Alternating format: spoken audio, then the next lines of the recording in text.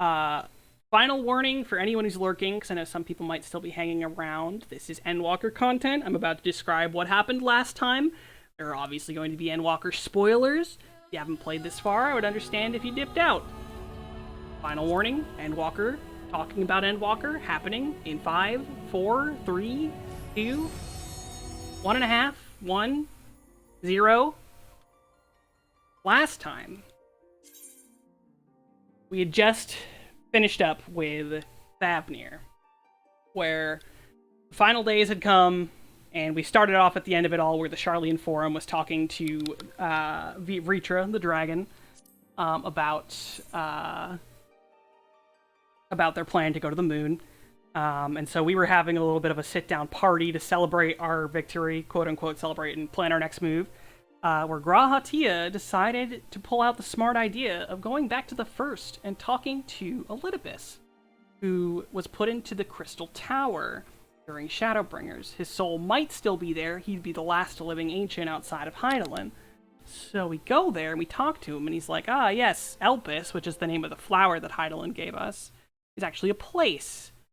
And we end up going back in time to the past through him here to Elpis, where we meet not only, whatever from the past, but we have now reached our friends Emmett Selk and Hythlodaeus.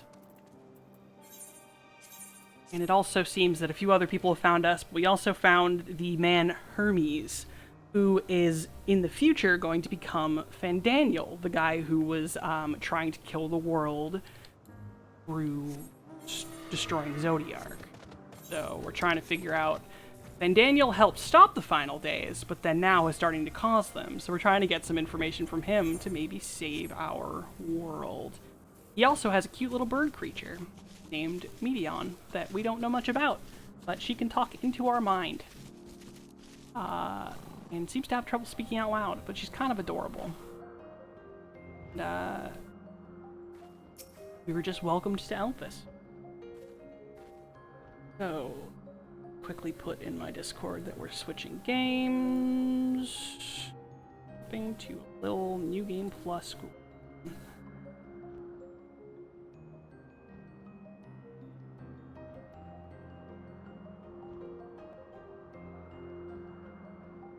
Alright.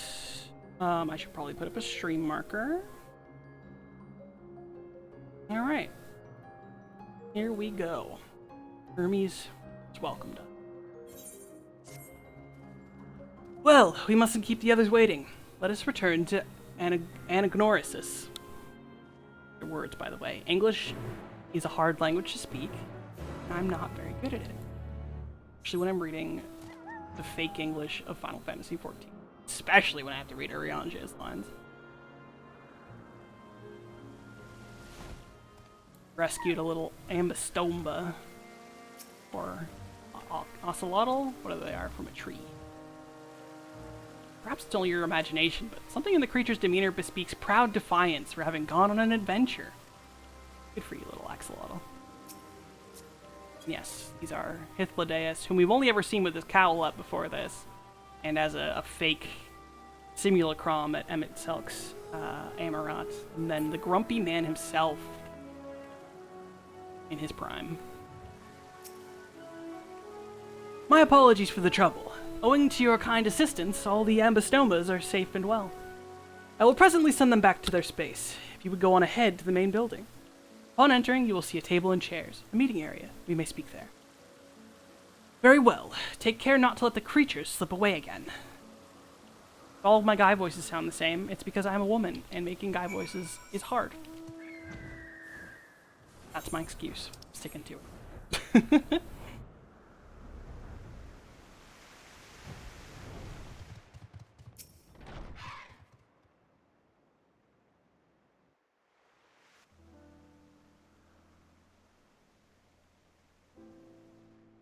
This appears to be the place. And here is where we part ways. We will be discussing highly sensitive affairs. Only a select few may be privy to such knowledge, and that does not include someone who cannot or will not divulge their origins.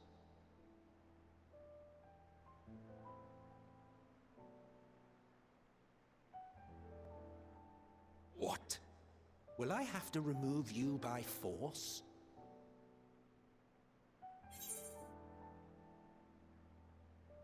There are reasons that I cannot speak freely.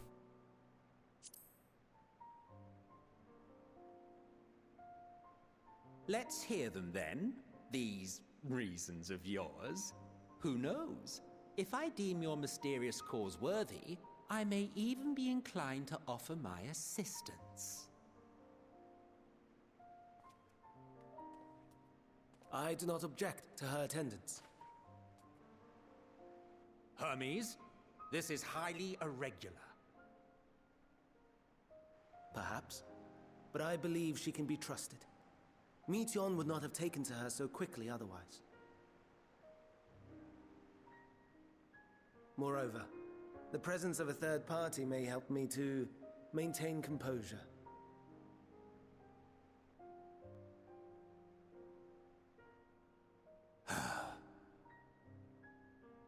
As you wish, then. Behave yourself, do you hear?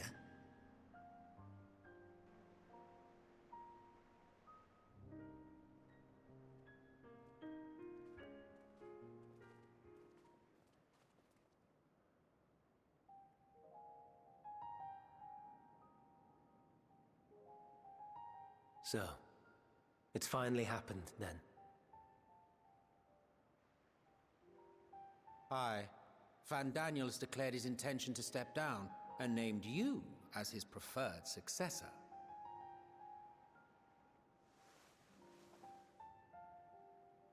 In recognition of your knowledge and your works, the Convocation is giving the recommendation due consideration. As one who does not know you personally, I am to use my impartial eye to take your measure. And above all else, to ascertain your disposition towards the invitation.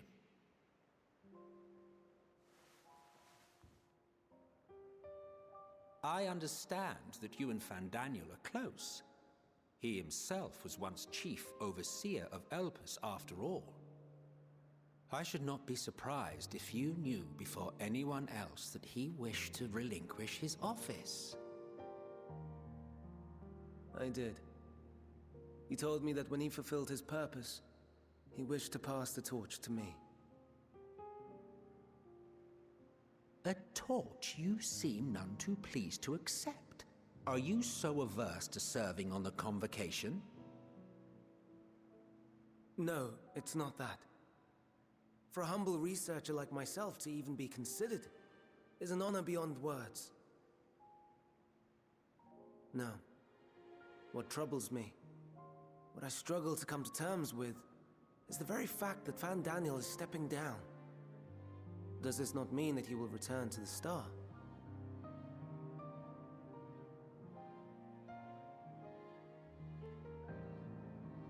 Of his own volition, yes, like so many others have before him. Return to the Star? Does that mean die? Well now, that's not a word I hear often. Is that what you say here in Elpis? Mankind is the life of Atheris. Each of us, a drop of blood flowing through its veins, bearing sustenance. In our finite time upon it, 'tis our duty to make it a better place, that all who call it home, now and in future, may abide in happiness. To that end, we have dedicated ourselves to the pursuit of enlightened creation. And by our efforts did we transform this once untamed wilderness into the peaceful paradise you enjoy today. To return to the star whence we came is a privilege afforded to we who have so loved and nurtured it. A choice embraced by those who have lived their lives to the fullest, in service to our world. And when they depart upon this journey, it is beautiful, always. The 14 are no exception. 'Tis believed no occasion is more felicitous than the fulfillment of one's duty. Our office becomes our lives, and to retire is to return, or so the majority of us hold. Some few have elected to eschew custom.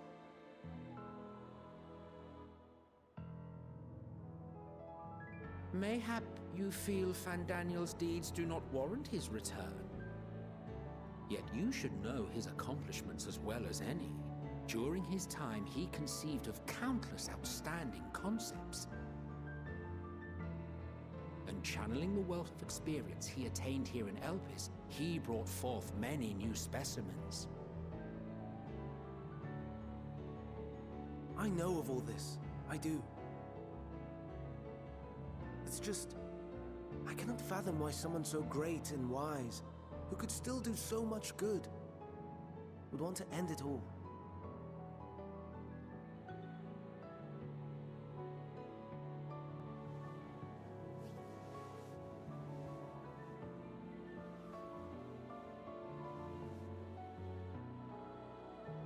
Oh no, I've made her upset. Forgive me. I know I requested your presence. Might I trouble you to take Meteon outside? A change of scenery would do her good.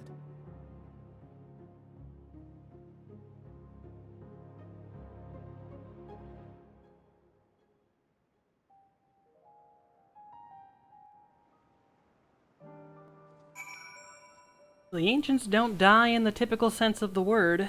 They choose when they wish to go.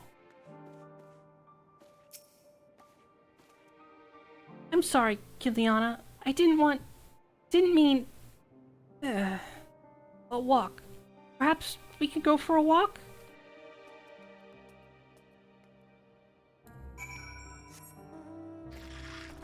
That's not the door.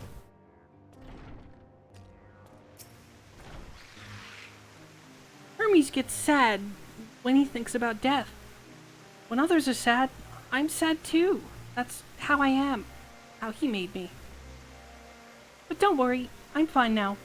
So, why did you come here? You want to learn about Elpis and Hermes? Ooh, teach you. I can teach you. You could take turns. I'll tell you something, then you tell me something. Hey, sounds like fun. It will be. Where to start? Yes. Let's talk to Memnon. He should be near the Aetherite. I'm not good at explaining, but Memnon is, so I'll have him explain instead. Now we have the cutest little burb following us. A little trip.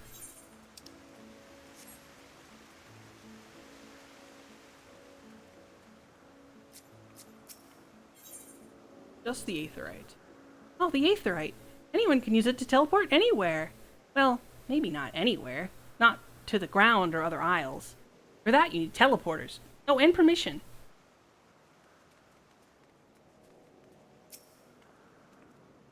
And what have we here? Though you look like a person, you have the horns and scales of a beast. I assume you are familiar like Meteon. There's something you need? This is Kinliana. Did you teach her about Elpis? Ah, a newly arrived familiar, is she? Very well. I should be glad to introduce our fair facility to her. As you know, it's mankind's duty to make the star a better place. As part of this duty, we employ creation magics to bring forth new life. However, we cannot simply release our works into the world, for it would lead to chaos. No, any and all life forms must undergo extensive testing to determine their fitness to exist. Testing which is conducted here in Elpis.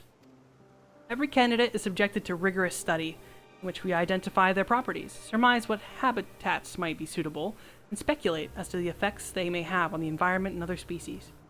Should it be judged a beneficial addition to the star, it's allowed to take its place in the world.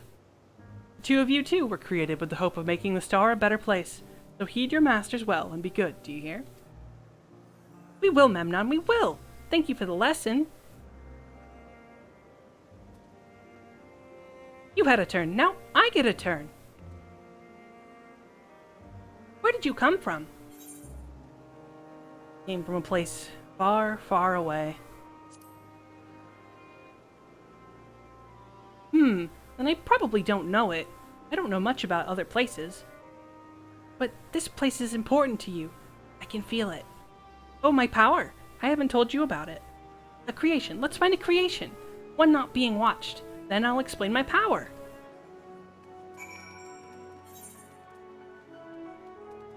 Oh, that's right. Okay. Gotta get all that optional cute side content from the little bird girl.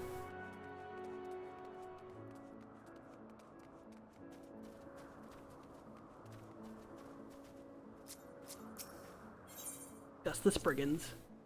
Spriggans? What are Spriggans? Oh, no.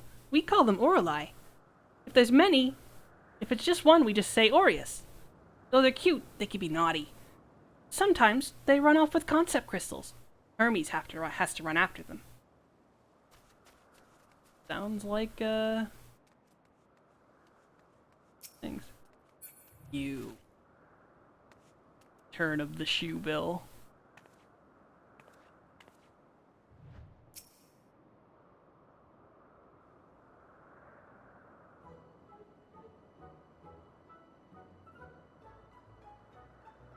Oh, this creation is perfect! But I don't remember seeing it before. Perhaps it's new.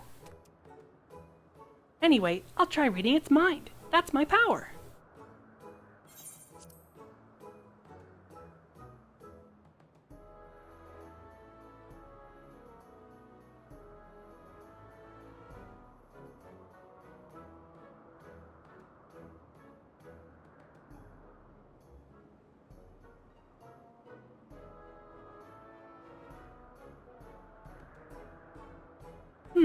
I can't read it. Or maybe there's nothing to read? Wait. Please wait. I'll try again. With you this time.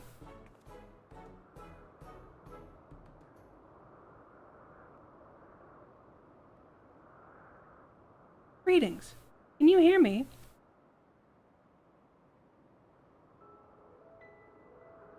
This is my power.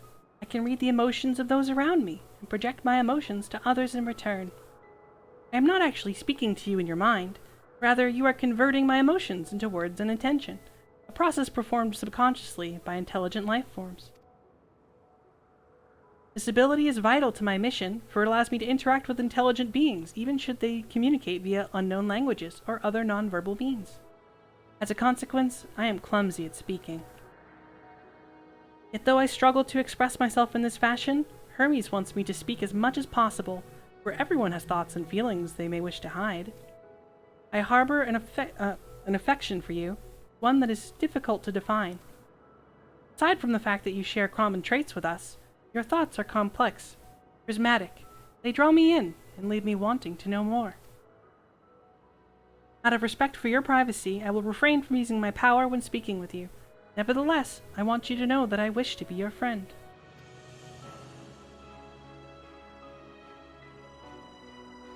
Did you hear me? Good. Now it's my turn again. So, what are you good at? Well, I'm, good at fighting.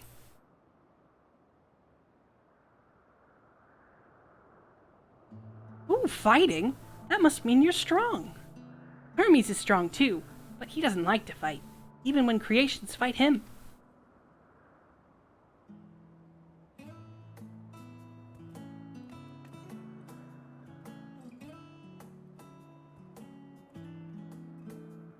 I think we might be bothering it.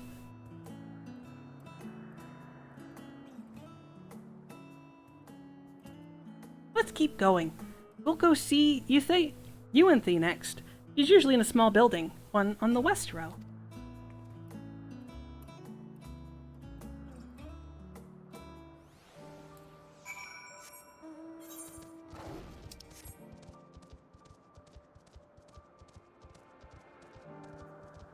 Back when Endwalker came out, you couldn't mount when you had someone following you. You'd lose them and you'd have to go back to the start.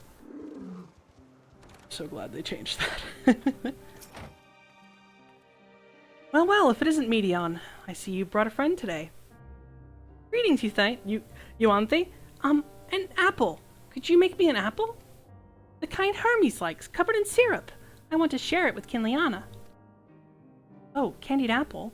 Hermes is certainly partial to them, but you know you can't eat, Medion. You weren't made to do so. But I like it too. It may seem that way, but it's due to your ability to share others' feelings. You've taken Hermes' likes for your own. In any case, I can't prepare an apple right now, but I'll bring one for Hermes soon, I promise. I'm sorry, Kinliana. I wanted to show you my favorite thing. Then I could ask about yours, but I failed. Tell her what you like anyway. Oh, that's what you like? Yes, I can feel it. Your joy and happiness. And it makes me happy too. Thanks for sharing it with me, Kinliana.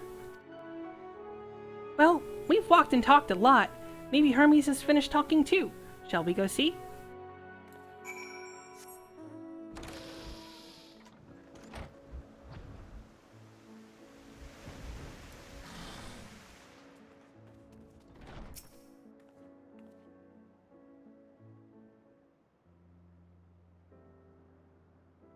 There you are. I can see the fresh air has done Medion good. Kinliana wants to learn about you and Elpis, so I taught her. About this place, about my power, and about your favorite food. I'm not sure if the last one will be of any use. But I do appreciate your keeping Medion company. While you were away, I finished speaking with our guests. Finished? Hardly. You requested time to consider the invitation, so we have no choice but to occupy ourselves with an inspection of your work. My apologies. It has been decided that Emet-Selch and Hythlodaeus will accompany me as I tend to my duties. If you wish to learn more, perhaps you would like to come too. I'm compelled to remind you that she is in no way associated with the convocation. We simply chanced to meet at Proplion. There is no guarantee that the matters we discuss will remain private. I do not mind. To see the joy her presence brings Medion, I cannot imagine our mysterious friend harbors malicious intent. Kinliana is really kind. Really, truly. She taught me as much as I taught her. You're coming, of course, to watch Hermes. You're bound to learn lots and lots.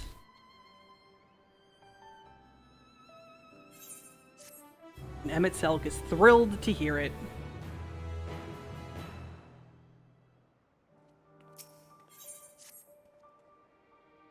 Everyone's ready. There are a few creations I need to check on.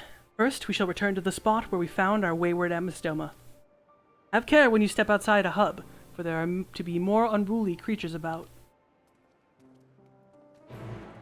What armor are you wearing? Because it's very, very cool. What is that helmet? Oh, that's the Cryptlurker set? I feel like I remember the Cryptlurker stuff being hideous. Not. Huh. I'm pretty sure they were re-releasing the Cryptlurker stuff, but dyeable soon for 6.2. I thought I remember the Cryptlurker stuff being really ugly. Huh. Guess I just never had the striking stuff.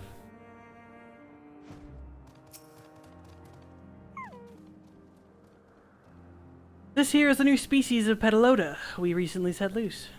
Been doing very well, managing to maintain a stable existence thus far. If it can see its observation period to the end without issue, we shall release it unto the world. Tell me, do you know the difference between living beings and arcane entities? It is the presence of a soul. Yet the soul isn't something you can choose to have at will. No, it manifests only in those whose forms adhere to the laws of creation, that can endure on their own. Beings that do not fulfill this requirement, such as those spontaneously born of magical or natural phenomena, do not have souls. No matter how much it might resemble flora or fauna, if it lacks a soul, then it is considered an arcane entity. So you see, it is not for mankind to decide what is living. That domain lies beyond our manipulation, and it is hubris to assume otherwise. But come, let us head to the nearby beacon. I've received a report that arcane entities have gathered there.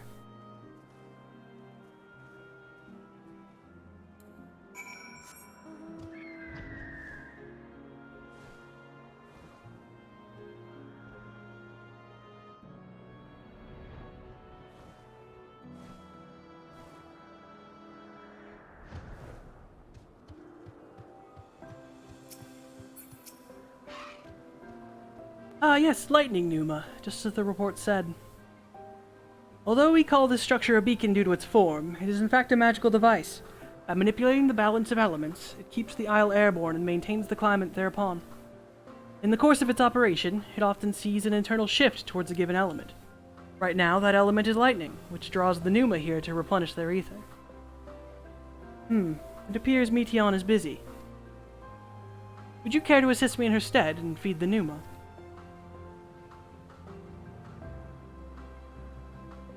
By using this lightning converger, you can harness ambient lightning and focus it into a ball, a veritable feast for our dazzling friends. Go on, give it a try.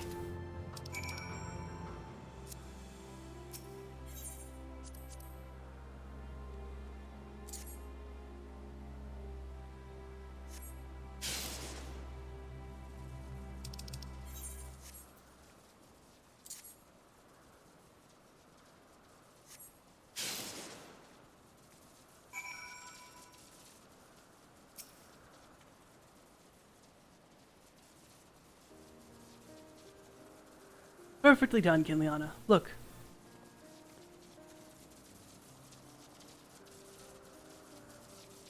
See how they gather to feed? How they express themselves through their actions despite their lack of words.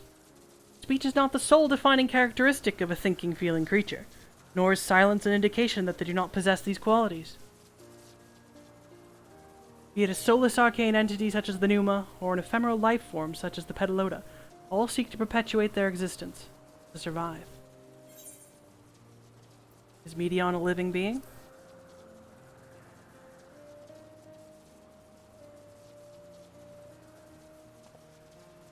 A good question. I can answer it from a theoretical standpoint, but it ultimately falls to the Bureau of the Architect to pass judgment. Those with exceptional vision, such as Hythlodaeus, may be able to ascertain her true nature. But to me, it doesn't matter.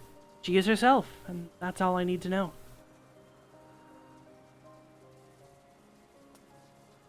Oh, you've already finished? I'm sorry, I was in the way. Not to worry, my dear. They missed nothing of note. We still have plenty of work for them to observe. Next, we head east to the Morning Dew. I need to speak with some observers there.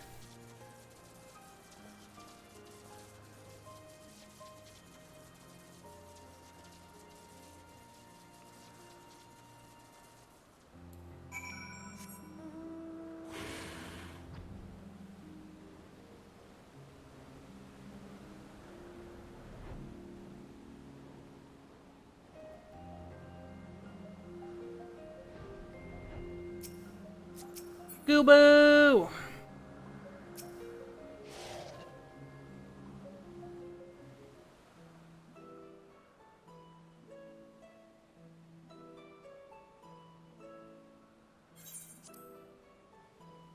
Amazing, is it not? The Ampelos, one of our newest subjects.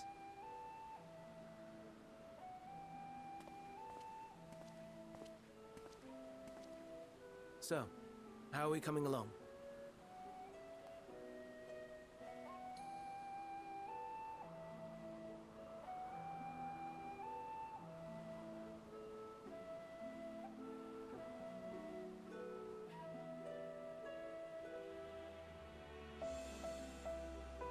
There's flowers.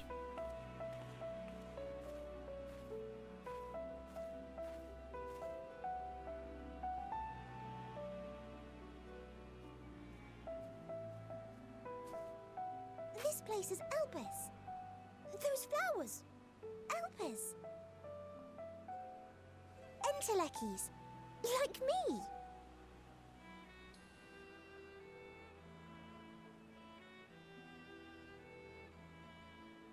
They are a product of Elpis, and so named for their birthplace.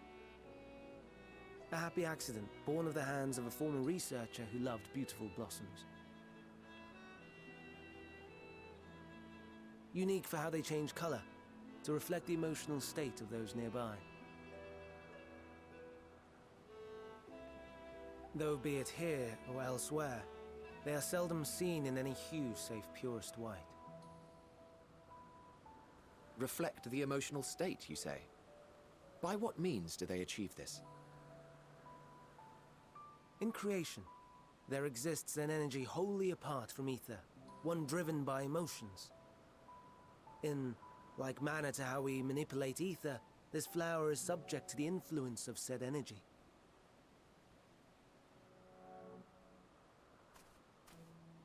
While it has no will of its own, it is sensitive to the prevailing emotion in the vicinity, and reacts by altering its color and vibrancy.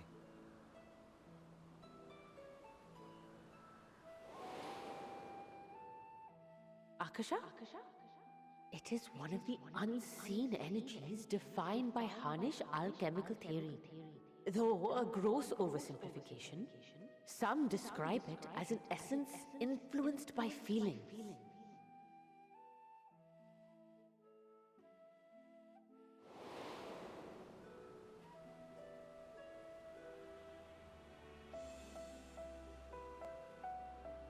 Akasha. Though I'm not familiar with the term, your description suggests it is the self-same energy. Dynamis, we call it. And those entities like the Elpis flower that have the ability to interact with this energy, converting emotions into tangible phenomena, are Antelekis. That's me! That's me! An Enteleki! That you are, my dear. And no ordinary one at that, but the first possessed of free will.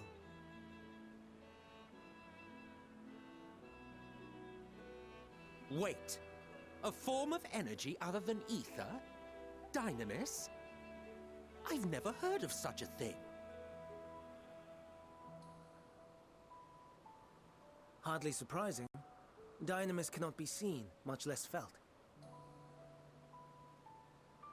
And though its existence has long been theorized, we had no proof until the flower's serendipitous creation.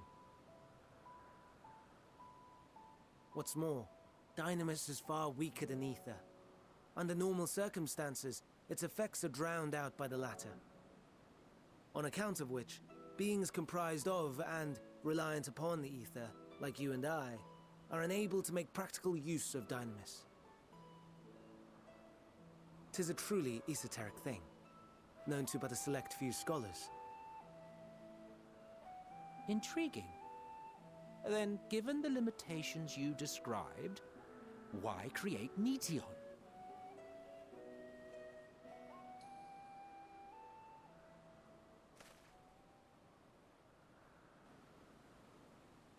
Our star, Aetheris, is especially rich in ether, so much so that its name is derived from it.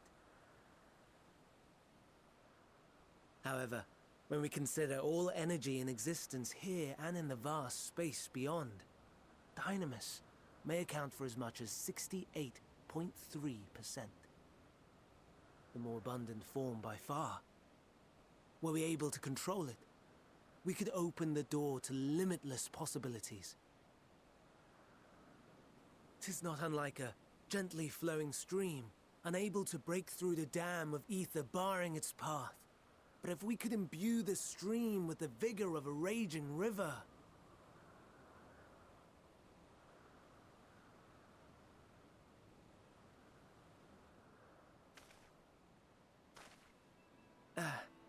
Not that I have such grand ambitions.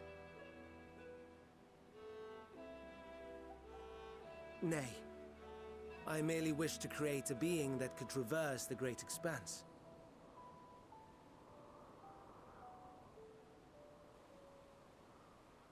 The relative scarcity of ether beyond the bounds of this star was a concern. And so, I looked to another source of energy by necessity.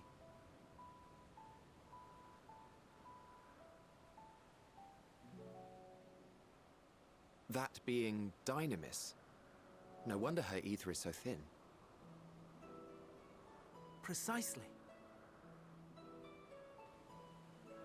Yours is thin too. Like an Enteleki. Like me.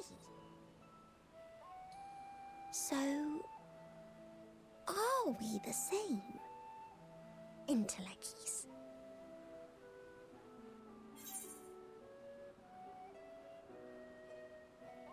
Well, I have been known to transcend my limits with nothing but determination.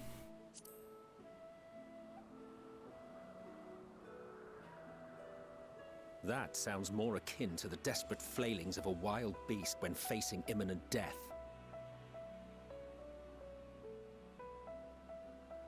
A deficit of ether alone does not an Entelechy make. Sounds good, Seth. It would, however, make it easier for you to interact with Dynamis.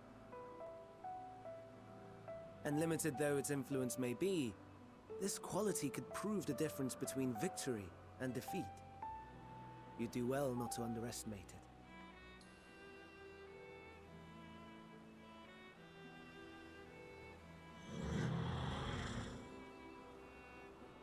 Oh dear.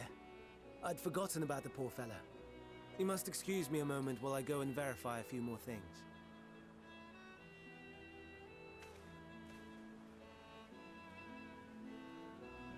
Ubu gotta stand still and he can't even sneeze.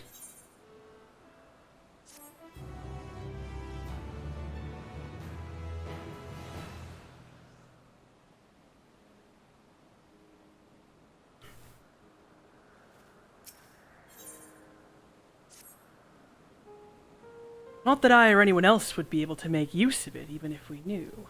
But it irks me to discover that there's an entirely different form of energy, and no one told me. That personal annoyance aside, Hermes' knowledge is undeniably impressive. Given that there are none among the 14 who specialize in the Celestial, he would be a welcome addition.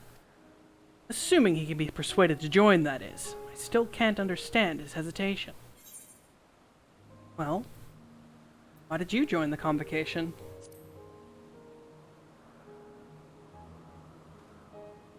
Oh, you wish to know why Emmett Selk was chosen for the convocation? I should be glad to share the tale. It began when... Not another word. Lest you've forgotten, we're here to learn about Hermes, not me. My misspent youth is not your concern.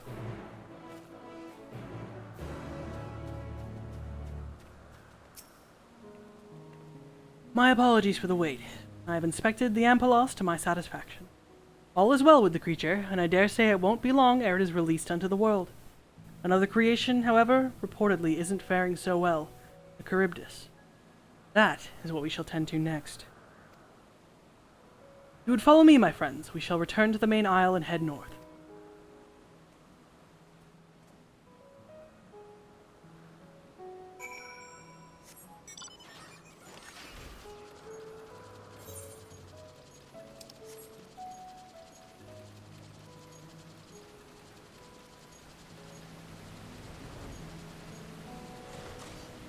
Hey. Hey, I am one of those. I do. Look. Hold on, hold on, hold on, where is it? Where is it?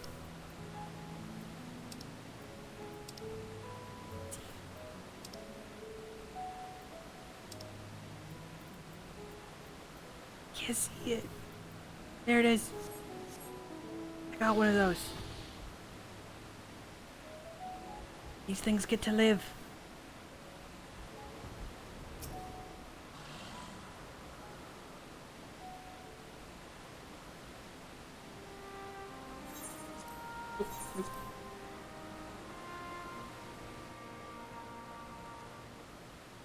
I understand there's a problem with one of the Charybdis. Yes, that's right. As you know, the Charybdis is based on a sea creature. Owing to adjustments to enhance its affinity to wind, it is capable of flight. The specimens created from the concept could all fly without issue, but a problem arose in subsequent generations. This third generation creature was born with an etheric balance leaning strongly towards water, its aquatic origin reasserting itself, it would seem. The result being its affinity to wind is diminished, and it cannot fly. No matter what we try, we cannot get it to rise even the slightest bit. For such change to manifest in so few generations, I fear they are too unstable, flawed. With your permission, I will revert the creatures, and recommend to the Bureau that the concept be revised. With its etheric balance leaning towards water, the Charybdis would indeed struggle to manipulate wind. It is too early to conclude that it cannot fly. Having failed at first, it may simply have developed a fear. I shall transform and fly with it, helping it to manipulate wind until it finds its wings. What? You needn't go to such lengths.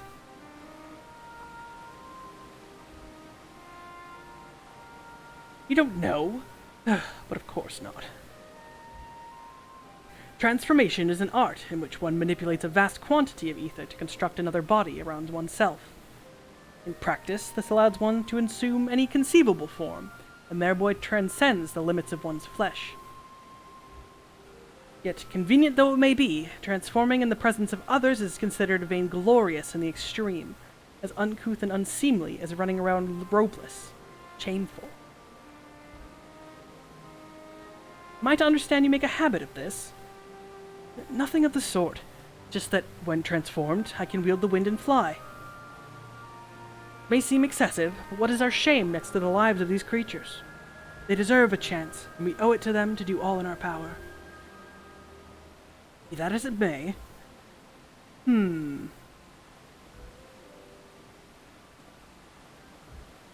Yes, I believe I have a solution. Emmett Selk, may I trouble you to move that Charybdis away from its fellows, somewhere out of sight?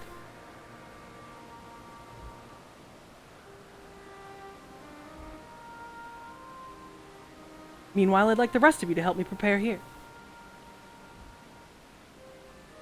What mischief are you scheming now?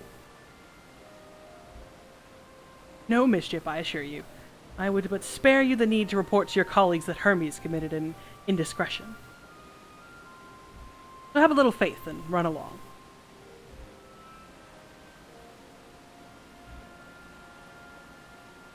I trust you don't mind.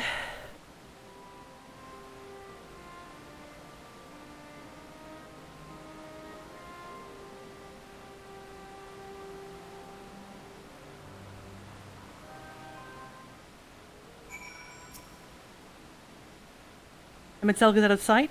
Good. Let us speak of the plan. It's a stroke of genius, really. We have Emmett Selk train the Charybdis. Aside from being able to fly untransformed, he can readily see ether currents. And with his adept spellcraft, he can also employ suitable wind magics to guide the creature along. Well, he's indeed capable of all you described. It's not his duty. I am loath to trouble him with it. Don't be. As I mentioned, it would be for his own sake. With that settled, let us begin at once. Kiliana, I want you to go to Emmett Selk. Tell him that you have a favor to ask. He will be disinclined to cooperate at first, but you mustn't be discouraged. With our friend, the trick is to be unflaggingly persistent. Off you go now, and good luck.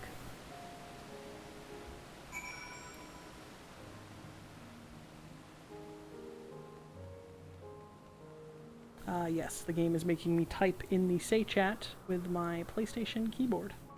Because I don't have my keyboard plugged in. Damn, you went far, sir.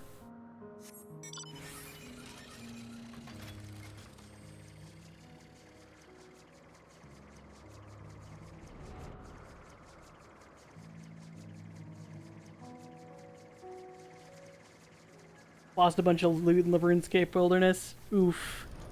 That sucks. Well, are your preparations for that scheme that is clearly not a scheme complete? Well, you see, Emmett Selk. Say chat. I have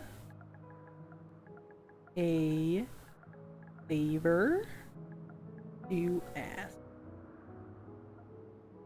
That just canceled that out entirely. Have a favor to ask.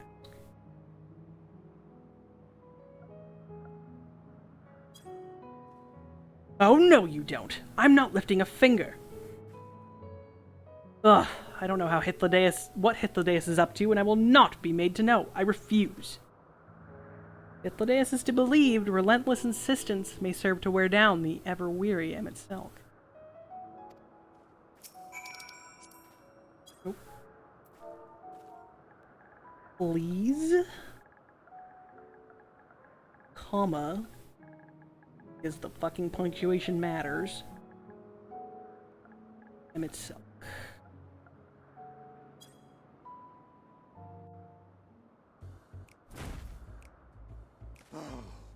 No, no, no. You are not foisting this nonsense on me. But we are. I'm given to understand you have the power to help the Charybdis, and should be quite willing to do so. And so I appeal to your better nature, most benevolent Emet-Selch. Please teach it to fly. Or else Hermes will transform. Right now. Right in front of you. Now, there's no need to go quite that far. Altruism is its own reward, as I'm sure he would agree. Oh, would he now? And who contrived to put me in this position, pray tell? Nothing so devious. I merely suggested a possible course of action.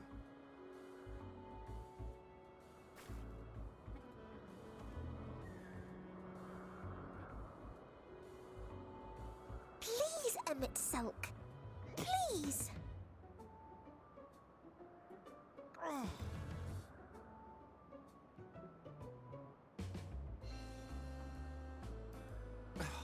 I did not come all this way to play nursemaid to your creations. I'd thank you to remember this favor and let it be the last.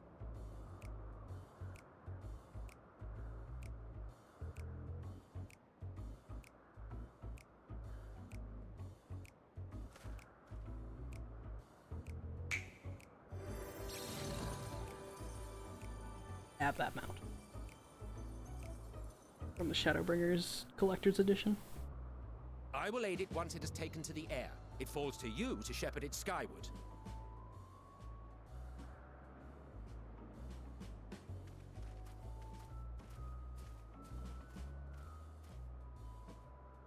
Well, let's relax and enjoy the spectacle, shall we?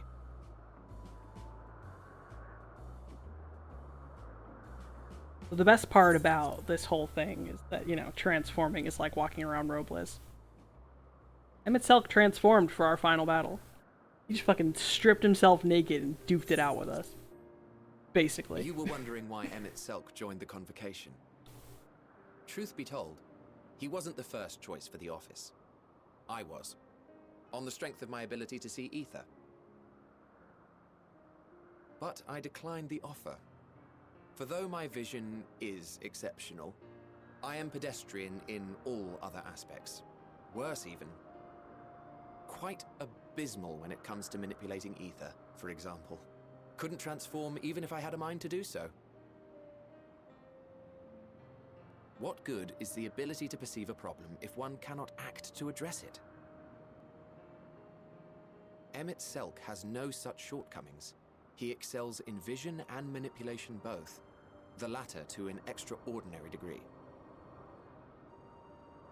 If there is a mage more powerful, I do not know of them.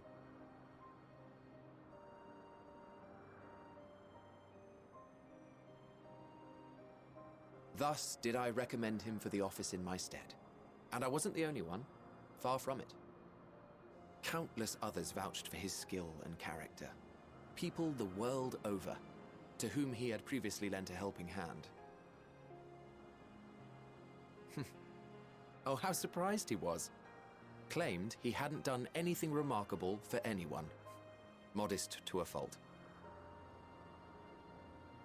He deserved every bit of acclaim he received. Yet he may well have gone unappreciated were it not for a mutual friend. A singular soul who can't help but involve herself in the business of others. Where she walks, excitement is certain to follow. Her antics irritate Emet-Selch to no end. But much of his grumbling stems from genuine concern. When our friend calls, he never fails to answer and lend his talents.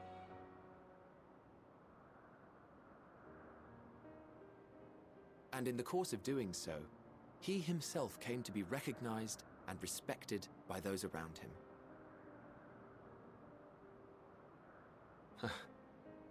They are truly remarkable individuals, and I'm proud to call them friends. To help them realize their dreams. This will be my greatest contribution to our world. And when they have fulfilled their respective purposes, so too shall I have fulfilled mine, and together we may return to the star.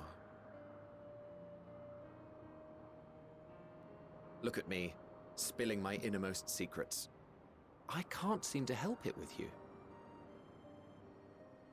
I can only assume it is due to the color of your soul. I just don't understand how you can be so alike and yet so different.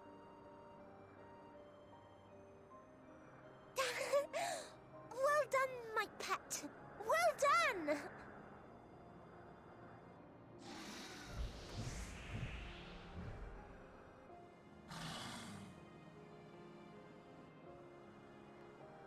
Ah, yes.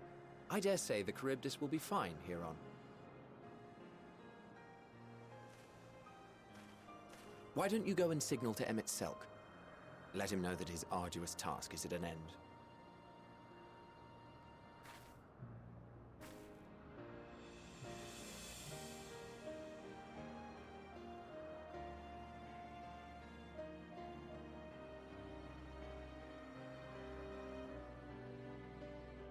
A friend who Emmett Selk would always go to their aid, who's in assisting gained the position he had amongst the people. And that friend is, because they never come out and really say it, but it's obviously meant to be, Azim. You. Emmett Selk was your good friend.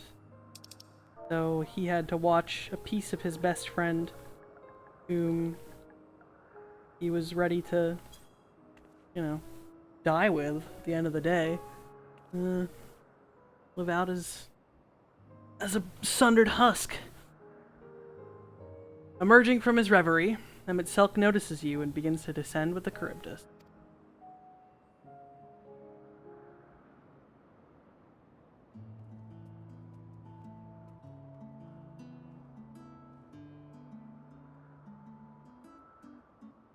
I have no words to express my gratitude. Thanks to you, the Charybdis has learned to fly.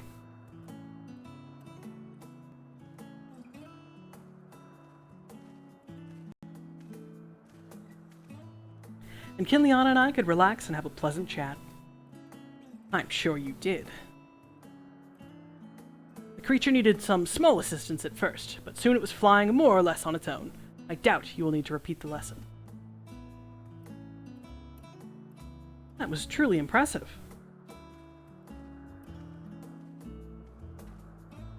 I witnessed all from afar. The Charybdis flies. Indeed, with this we've proven that even a creature with a skewed etheric balance is capable of flight. Though we helped it to achieve this, the Charybdis is a herd animal. They may well aid their struggling kin in like fashion, if and when the need arises. Keeping this in mind, I bid you to continue observing them. That is what you want. But if I may say so, rather than hoping an idealistic possibility comes to pass, would it not be simpler to have the concept adjusted? That way we could guarantee that anomalies such as this specimen are never born in the first place. These creatures are already here. We will spare no effort in giving them a chance to survive.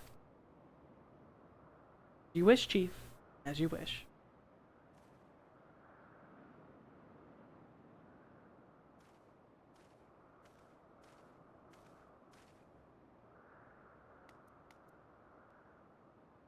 Hermes.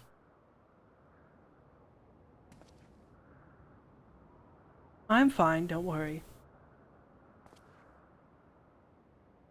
Well, that concludes all of my present tasks. Let us return to Anganorisis for now. Anagnoris. You'd think I'd learn how to say it after saying it 17 times, but nope. It is still a silly word. Yeah, so Hythlodaeus and Emmett Selk were Azim's truest companions.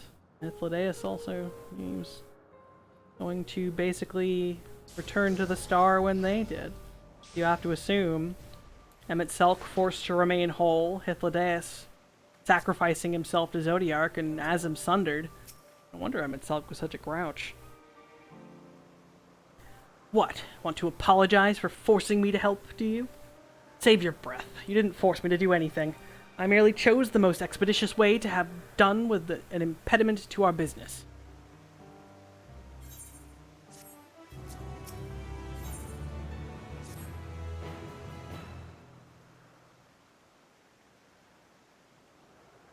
Tell me, Kinliana, in the course of watching me, have you learned aught of value? Dynamis. Dynamis seemed promising.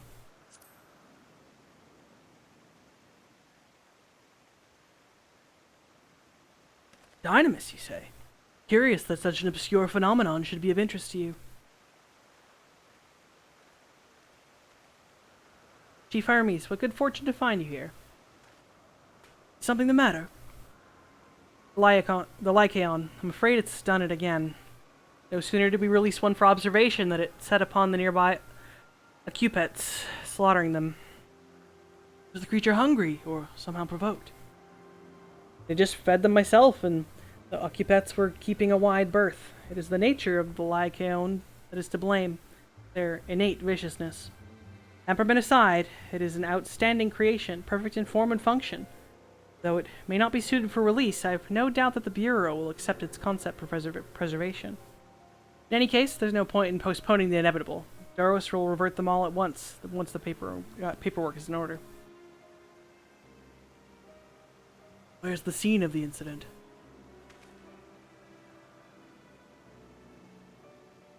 Just off the path to the 12 Wonders.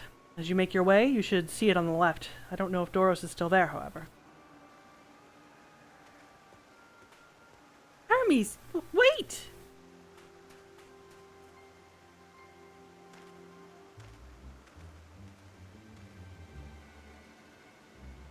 This is part of his work, then I would observe. We follow.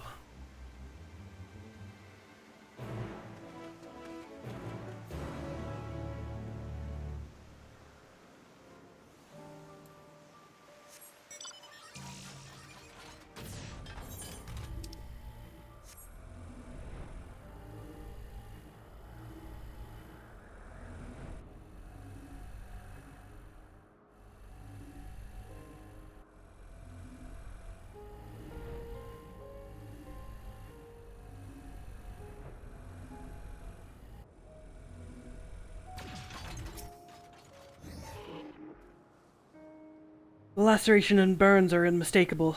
Lycaon was indeed responsible. But the creature is nowhere to be seen. Doros must have taken it away. The man makes his base at the 12 Wonders. I shall go and seek him out there. Emet-Selch and I will search the area for good measure, just to make sure the Lycaon did not escape. My thanks. Let us meet at the 12 Wonders when you have finished. I will go on ahead. Please follow with Kinliana. Come, come! It's down this path and over the bridge.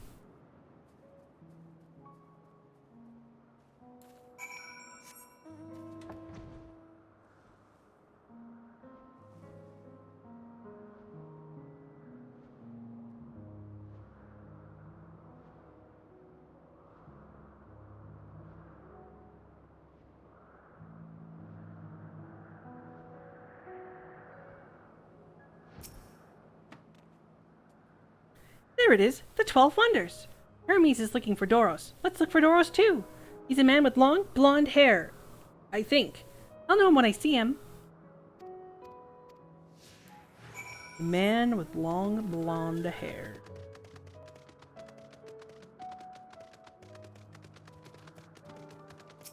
Woman with blonde hair. Blonde-haired man. Doros! That's Doros! Well now, if it isn't Medion, what brings you here?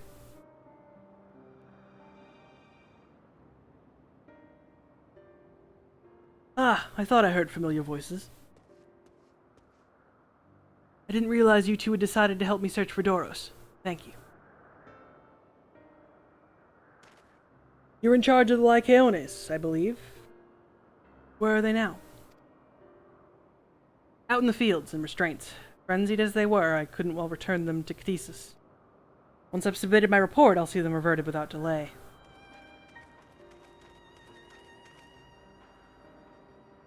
As he says, the beasts are indeed quite ferocious. You're one of the 14. What brings you here? Nothing you need concern yourself with, as you were. You've heard the news, that a Lycaon slaughtered the occupants. As the observer in charge, you are of the opinion that they are not fit to be released? Aye, I am. Their abnormal aggression and exceptional strength makes for a highly problematic combination. Matters not where they are released. Lycaones would threaten other species and upset the natural order. Could it be the specimens observed are an outlier? Highly unlikely. We created a good many of them. All exhibited the same tendencies. Even when we used Kairos to begin with a fresh slate, their behavior was unchanged. Kairos? A memory reconfiguration system. The Chief himself created it. It allows us to erase or alter memories, that we may observe creations in different environmental conditions without needing to remake them from scratch. Quite impressive, and potentially dangerous. Depending on the intensity of the etheric emissions, Pashtarot may wish to have words with you. Rest assured, I've kept all values within prescribed limits, and to prevent misuse, its applications are limited to those authorized by the Chief Overseer. Do not misunderstand. To manipulate a subject's memories is an intrusive act I deeply abhor, but it is still preferable to execution. Come now, Chief, let's not be so melodramatic. What was born of ether is simply being reduced to its original state. I know the distinctions concern you, but we mustn't lose sight of the bigger picture, making rational choices for the sake of a more prosperous star. If a creation cannot be properly studied, even with the aid of Kairos, we remake it. If a creation is deemed a detrimental existence, we unmake it. It is all for the greater good, and none question the necessity of such routine processes. I understand these things, I do. I would never think to unleash a clear and undeniable threat unto the world. Yet insignificant though their individual lives may be next to all creation, it is all the Lycaones have. Before we seal their fates, we owe it to these beings to exhaust all options, to ensure that nothing has been overlooked. If you insist, let me provide you with a full report, and we may take it from there.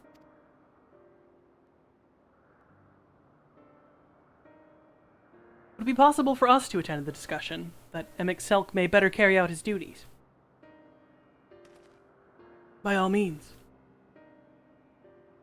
Pray show them to the meeting room.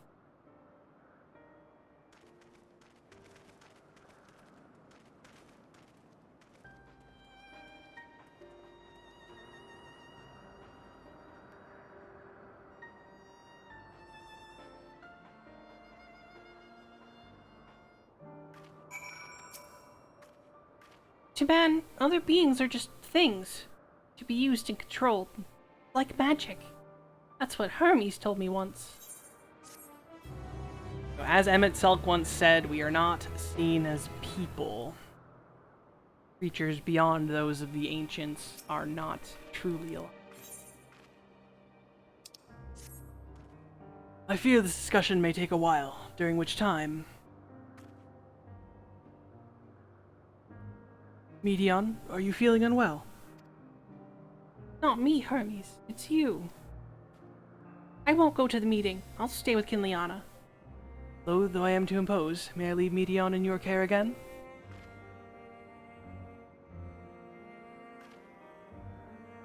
I am in your debt. You'll excuse me.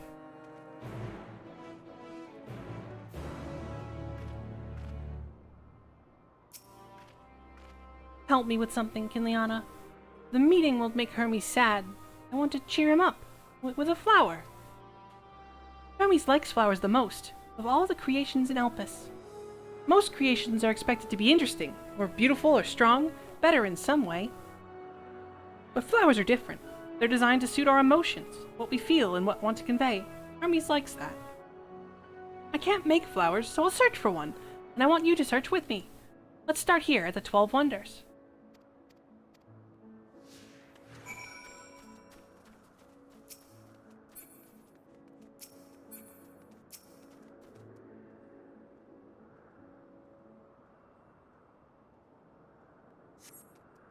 Vibrant purple flowers bigger than your hands adorn the tree. Ooh, so big and bright. I love them. But they might be too bright. You have to think of the recipient. That's what Hermes said.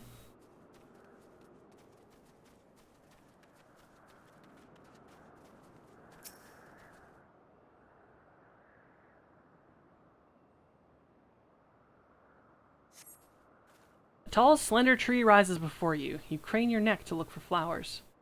No flowers. If there were apples, we could cover them in syrup. Let's head outside next. Don't worry, we won't wander far.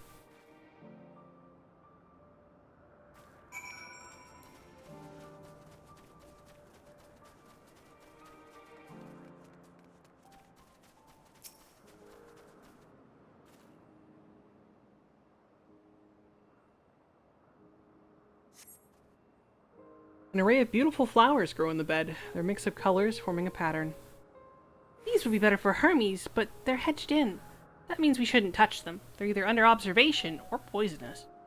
Any other place should be fine, though. Let's keep looking.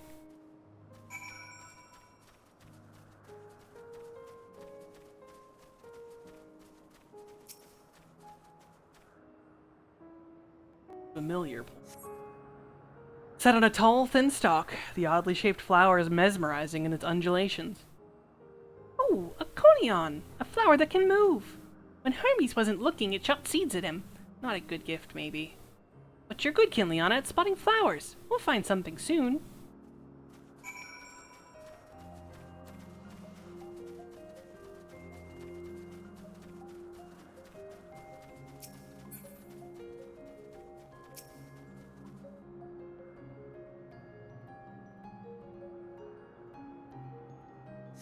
You spy nothing promising nearby. At best, common-looking grasses with some few tiny flowers. Nothing around here. Ah! Over there, Kinliana, something big! Huge! Yeah, something big, alright.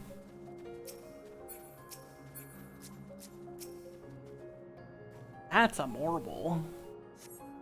A terrible stench, reminiscent of sodden old boots, pervades the air. Without a doubt, the culprit is the morble-like creature before you. That's an Adonis! The things around its mouth look like petals, but the flowers are the orbs on its head. When Hermes inspected it, it swallowed him up. He didn't leave his room for days. What do you think, Kinliana? Would he like it? It's probably not the good sort of memory. Not this one either. Finding a good flower, it's harder than I thought. I'm sorry, Kinliana, but could we search a little more? Maybe as far as the fields over there? I'll pick something after that, I promise.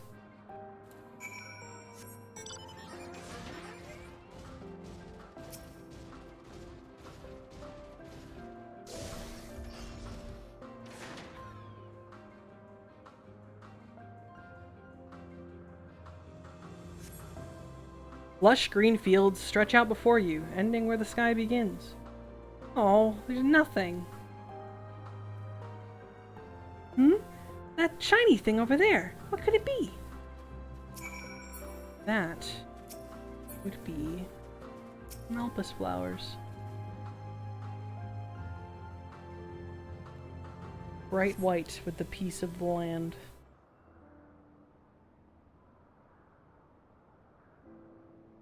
Ooh, Alpus flowers. They're here too. Hermes likes and dislikes them at the same time. Like me, they're entelechies. Like me, they feel his pain and turn dark. That's only for Hermes, though. For others, they're always white and bright.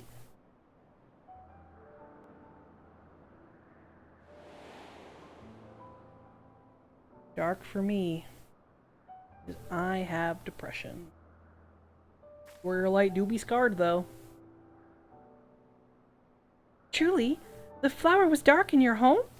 Then you have it too. A dark emotion?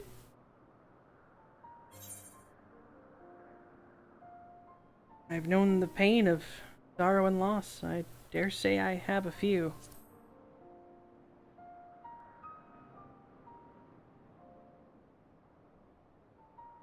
You don't have to say it. I can feel it's something you want to hide. But won't you lend it to me? The darkness inside you. I want you to make that flower dark, in front of Hermes. He has been in a dark place since before he created me. He needs to know that he isn't there alone, that others are sad too.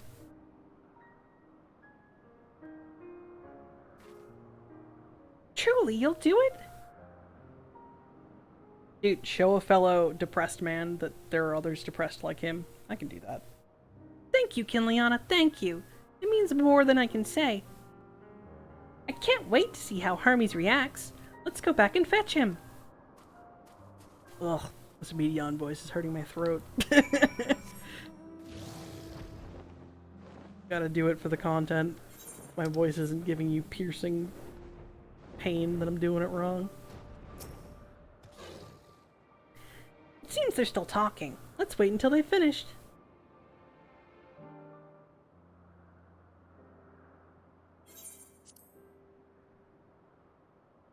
I believe in the power of the voiced cutscene.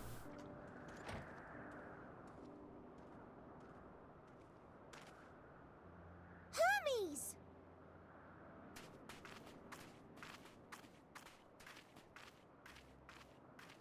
Oh, you were waiting for me. You've finished talking? Yes, we've come to a decision. My thanks for keeping Meteon company.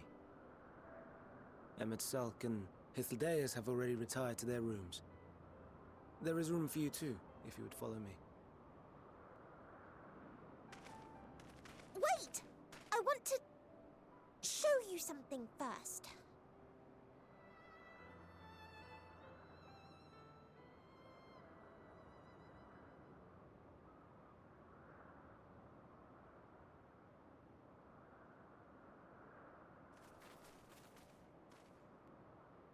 Elpis flowers? Go on.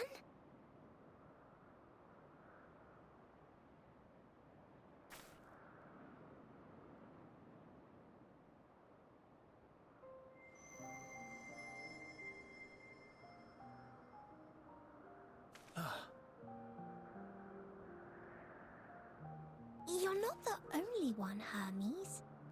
Others feel sad too. You're not alone.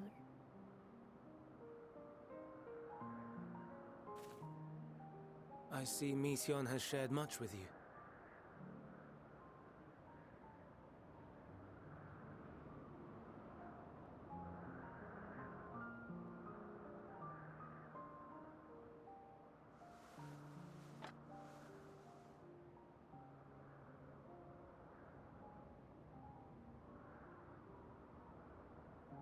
May we talk a moment?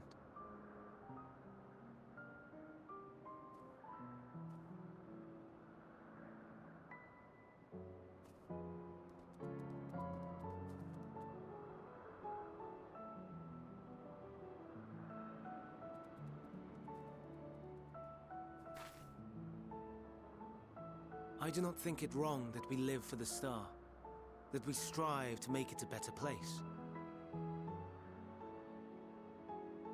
And yet, in carrying out my duties here, there are times when I am plagued by doubt. Do you recall what Hythlodaeus said when we first spoke of my nomination? Death is the privilege of those who have fulfilled their purpose, a choice they embrace of their own free will, and when they depart, it is always beautiful. Perhaps it is, but only for man. Creations that he deems useless are discarded with nary a second thought. Some scarcely born into the world, afforded a handful of breaths before life and potential are abruptly extinguished. We make an effort to spare them the pain, but they sense what awaits. Rage and anguish and cower and fear. And it is not beautiful. Yet no one cares. No one. So fixated are we upon the duty that we do not pause to question the method. Pain and suffering, confusion and despair, writ plain in the eyes of those poor creatures. Yet no one sees. We turn a blind eye and carry on in blissful ignorance. Not amiss. And always, always the blossoms shine pure and white. A contradiction so blatant I could scream, want to scream. How can you all accept this aberration? Then I wonder, am I the aberration for thinking thus? And I'm filled with dread. But now I know I'm not alone. Not the only one for whom the flowers weep. I won't ask what you thought as you kneeled beside the Elpis, or if you only did it at Meteon's insistence. Nevertheless, I thank you. To know that you too have experienced suffering is a comfort.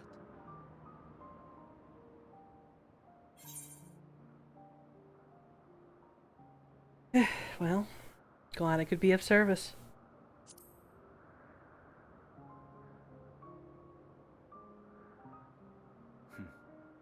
To so willingly lend an ear to ease my burden, you are a strange one.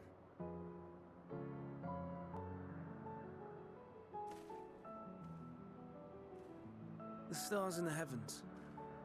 Know you what they are?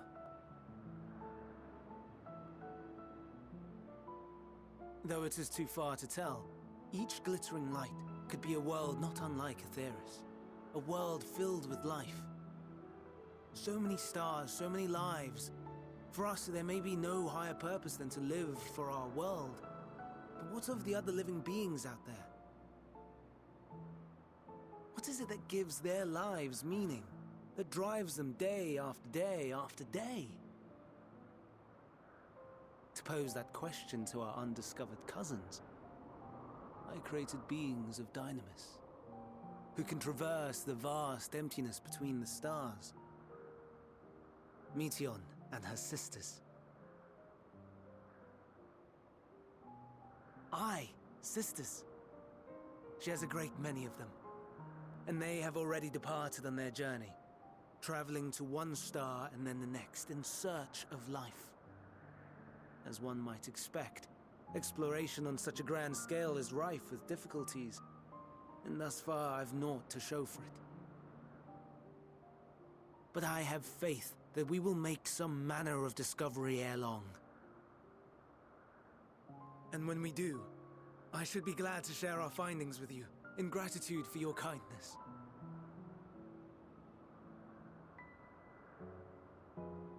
It's getting rather late. We had best find our beds. It would not do for both of us to be sleep-deprived on the morrow. And you be out here looking for aliens. Come, Meteon. Let us head back. All right.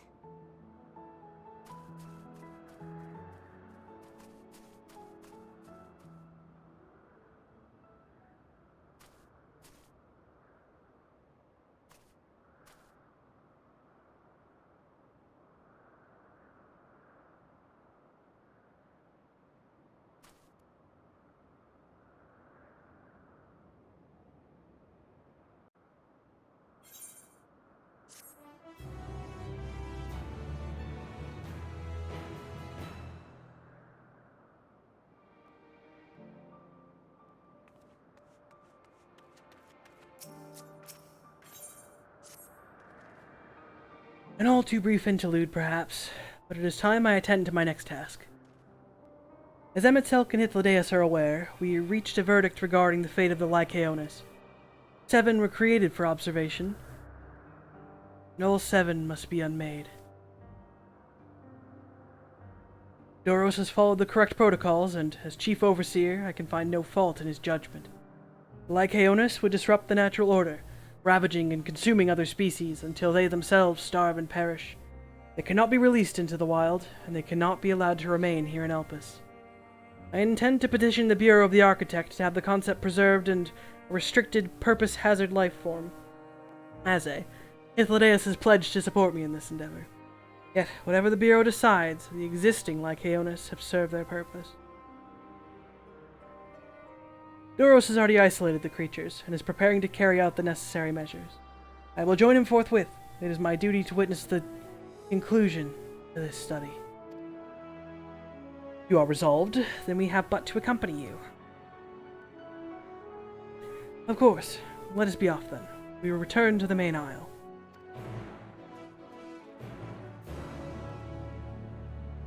So Hermes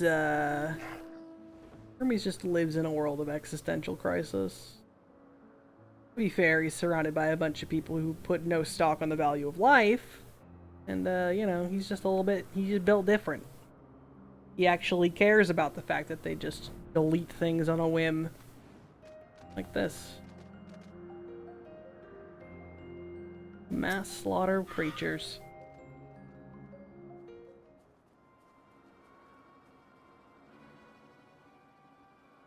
Doros, are you hurt? What happened here? They caught me off guard. I had them bound with the ethereal shackles. They became frenzied, even more so than usual, and broke free. I was able to stop 4, but the other 3 escaped.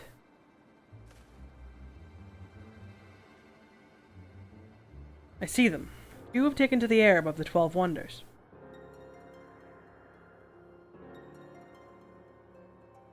The last is up ahead, lurking in the fields.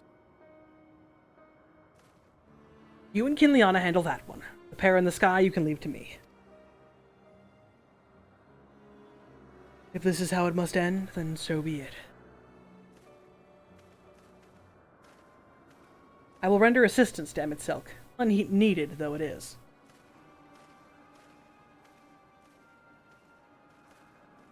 Meteon, you are to stay here with Doros. But Hermes! The Lycaonis must be reverted. I would spare you their pain, and mine. This is my burden, not yours, but if you are intent on helping, then please follow my lead.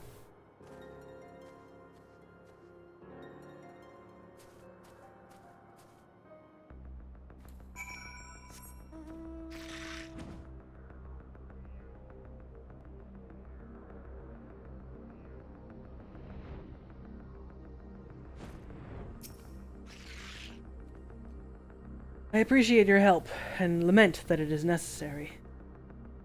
There it is, our quarry, within striking distance at present. If it feels threatened, it may well flee beyond our reach. Here's my plan. You will approach slowly, in full view, and draw the Lycaon's attention. Now, I warn you, its abilities are as fiery as its temperament. Once it spots you, it will unleash orbs of flame. Fear not. By my measure, you are more than equal to the task. Withstand the onslaught for a few brief moments, and that will give me time to catch it unawares. Ready? Then let us begin.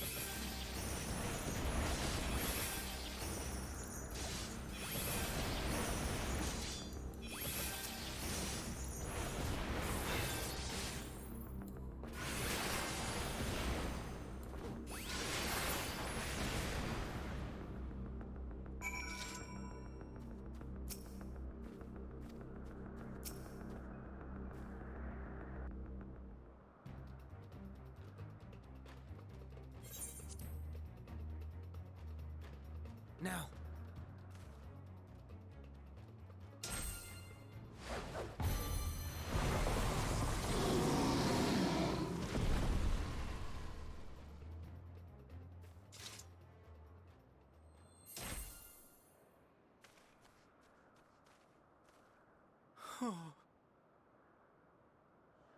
Forgive me. Please, forgive me. May you and your kin find peace. Wherever your souls may drift in the underworld, may you find tranquil seas.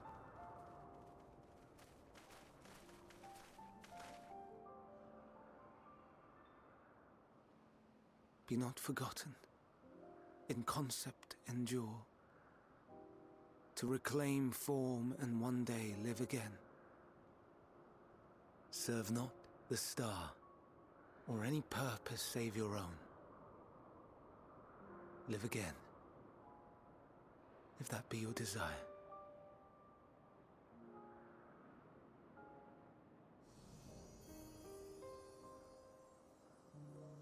Hate, if that be your want.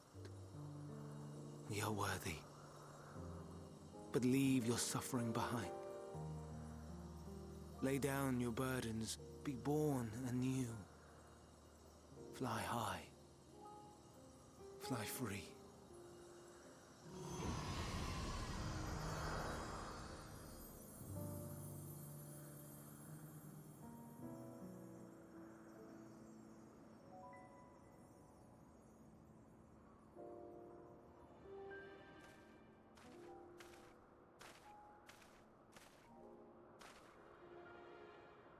Join the convocation, Hermes.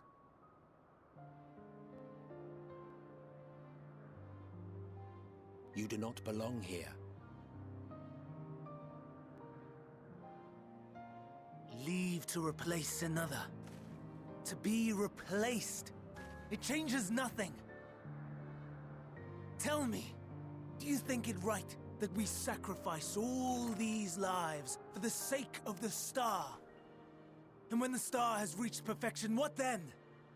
If all who are satisfied choose to die, shall we all die in satisfaction?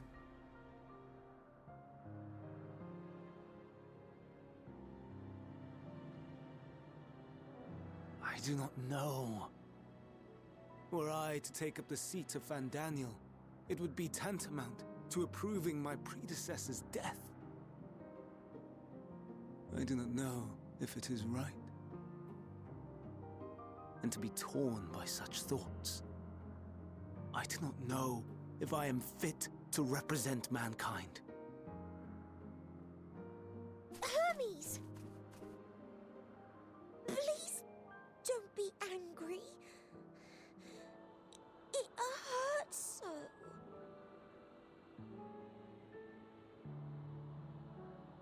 Forgive me.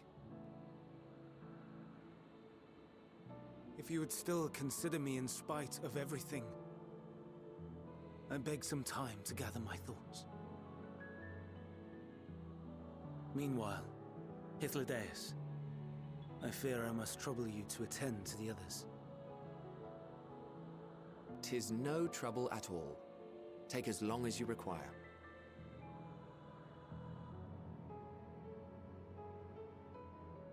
And you, my friend, I pray you find that which you seek.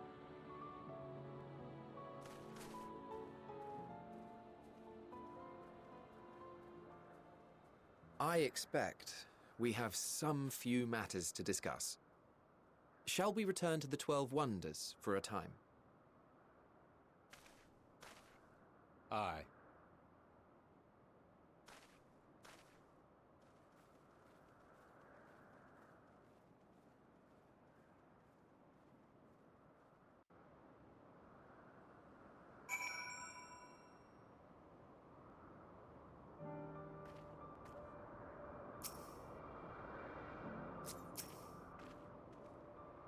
The other Lycaonists have been taken care of. The incident is resolved, and life in Elpis continues as normal. Or ends, as the case may be. Rationally speaking, I understand Hermes' argument. No matter how well-deserved the rest, there is a pang of sadness when a colleague leaves us. Yet never has departure caused me such grief as Hermes appears to feel. What must it be like to experience such torment? Heh. Just you wait, Emetselk, you'll find out. Where to now? there's anywhere you would like to visit before we leave, I should be glad to show you the way. Hermes has not yet outright refused his position with the Convocation, merely postponed the decision. As such, I may well resume my assessment. If you cannot accompany him, then I will be content with questioning his colleagues. Ever the pragmatist, then allow me to remain your humble guide. And what of you, Kinliana? Will you continue along with us? Wonderful. Our fellowship travels on unbroken. I say we explore another part of Elpis and see what new encounters there are to be had. If you would follow me, we will first head back towards Anagnorisis. Fucking god. Anagnorisis. Fucking fuck that word. Woo!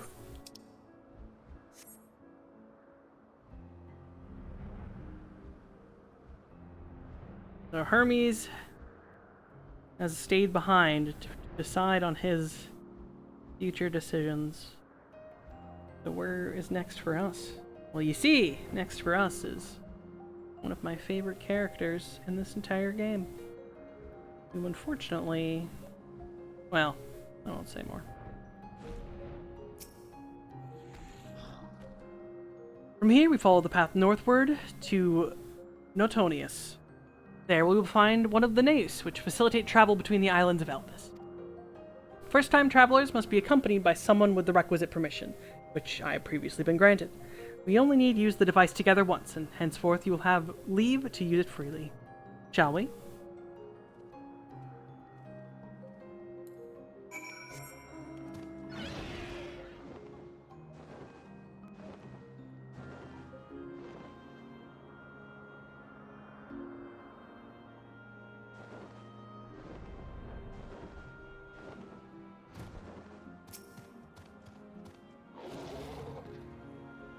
Here we are, Notonius. This naus will take us to Kalimelios Zephyros, the western island. That's it right there, looming large over us. Step this way, and we can soon admire the view from above.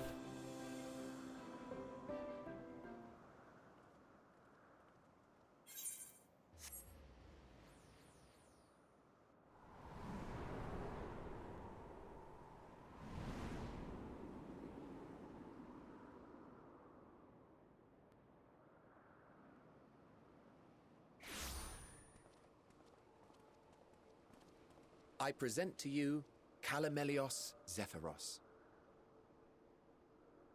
Here you will find a number of testing facilities, as well as the observation hub of Poiton Oikos.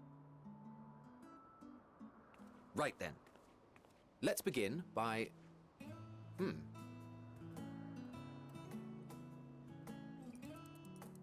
Well, well. An Arraius. How delightful.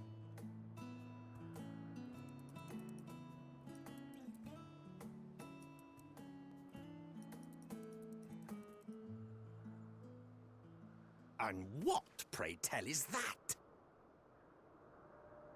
That would be a shark with legs. Ah, that's a new species of shark. We approved the concept but a few days ago. Sharks are among the most popular sea creatures. Rare is the day when someone does not submit a new concept. At first, they were largely orthodox, consideration given to such things as size and environmental impact. And then a whimsical someone thought to bestow it with flight, another superior intelligence. And then the floodgates burst. Concepts with multiple heads, or arms and legs, and so on and so forth. It was getting absurd. A part of me wanted to tell them to go away and find something else to create, but in the end I couldn't deny their passion. And here we are.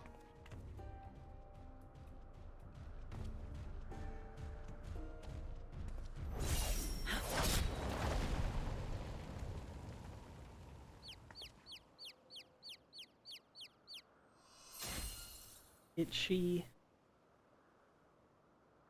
I love her. That was too close. Are you unharmed? Well now, if it isn't a pair of familiar faces. Banar, that we should meet you here.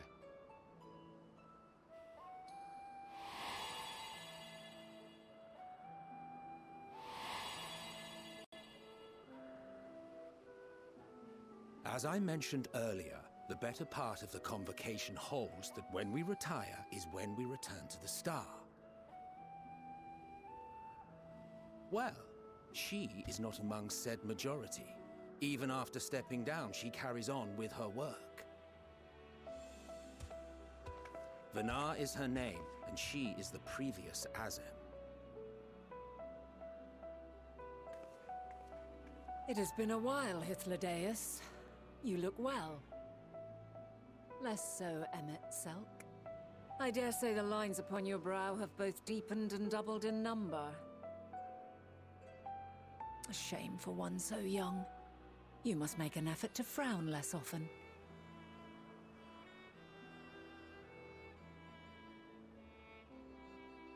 Easier said than done, thanks to your unruly successor.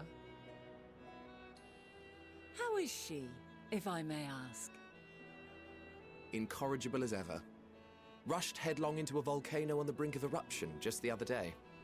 I should be glad to share the tale in its entirety later, if you're so inclined. Sounds like us. Oh, you know I am. Now then, you are? Me, yes. I. Uh-huh.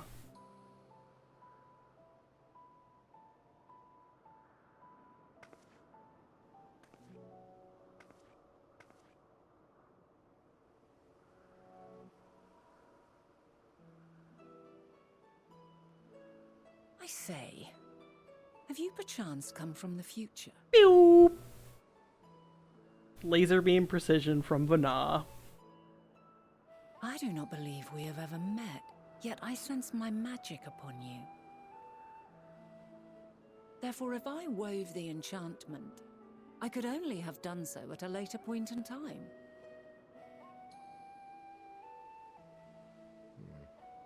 What manner of magic is this, if I may ask? A traveler's ward, of course. It prevents the corruption of one's ether.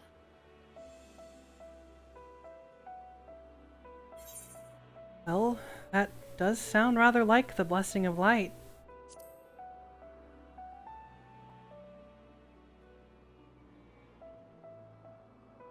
I see you are not ignorant to its presence.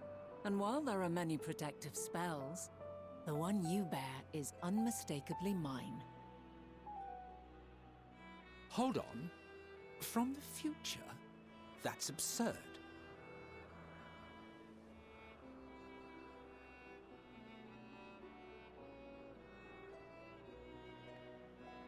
What is it? Are you unable to speak of the matter?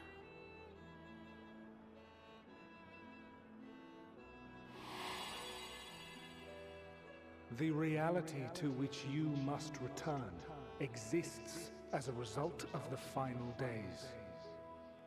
You cannot reshape the past to undo the tragedies of the present.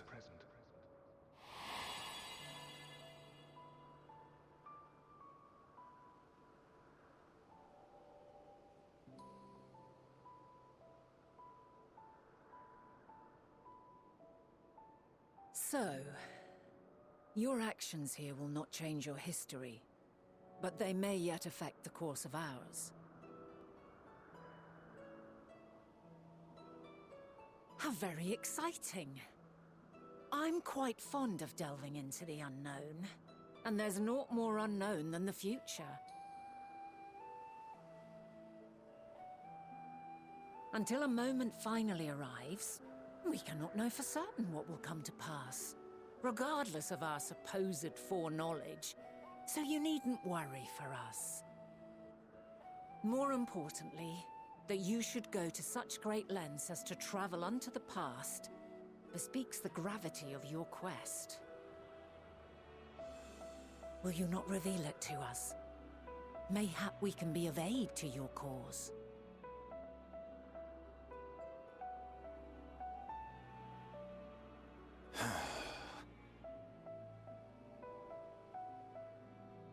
If this is true, then you've been keeping quite the secret to yourself. As a representative of the convocation, I will hear it all. Your identity, purpose, everything.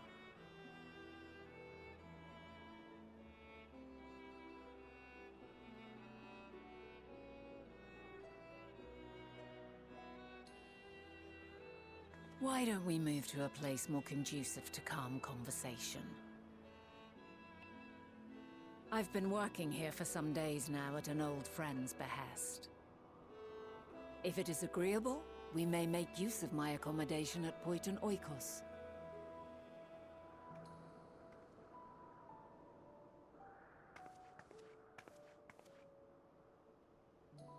We were meant to meet. I am certain of it.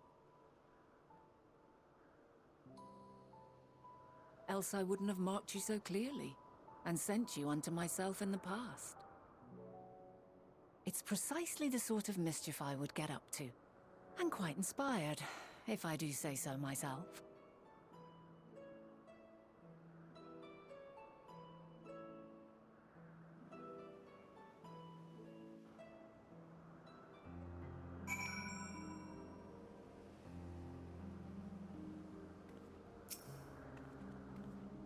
My apologies, but before we move along, a colleague has tasked me with a matter which I rather not leave unresolved. It involves finding a certain concept-engraved crystal, and the quick-fingered Araeus which made off with it. An Araeus, you say? I think we might have seen the culprit before being distracted by that business with the shark. Would you like us to follow its ethereal trail? That would, of course, lead us only to the Araeus. There's no guarantee that it hasn't dropped or stashed away the crystal you seek. Please. Even that would be enormously helpful. While you are hunting down the thief, I can follow behind and scour the forest floor just in case. Can I ask you to join the search? I would appreciate another pair of eyes to cover the land the west of here. Many thanks. There's a small bridge leading into Poiton Oikos. Let us meet up there once we've exhausted our efforts.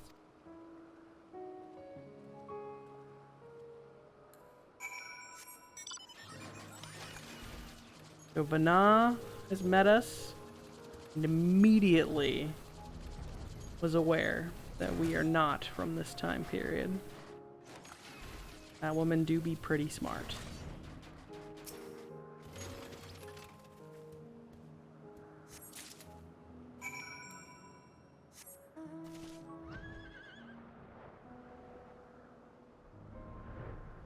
I love these fucking cat elks. One of my favorite, like, just designs. So majestic.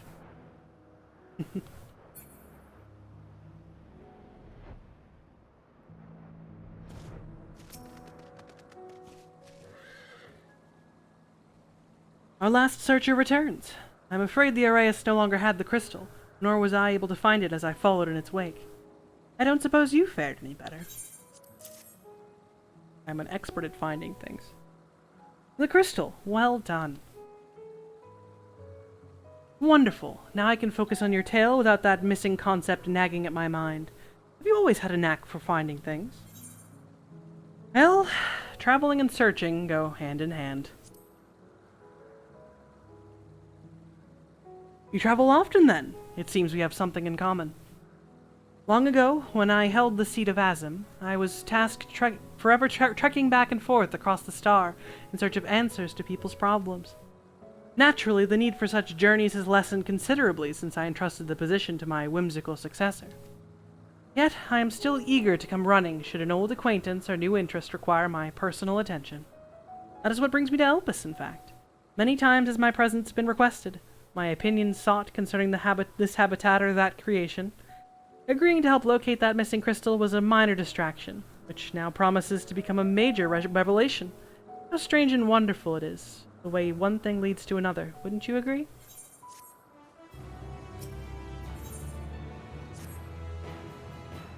Thank you again for your timely help. Now then, 'tis time I return this stolen property. You would go on ahead to my accommodation. I will join you as soon as I have attended to that task. Follow the path straight ahead to the building at the top of the slope. I have the entire place to myself, so we can speak without fear of being disturbed or overheard.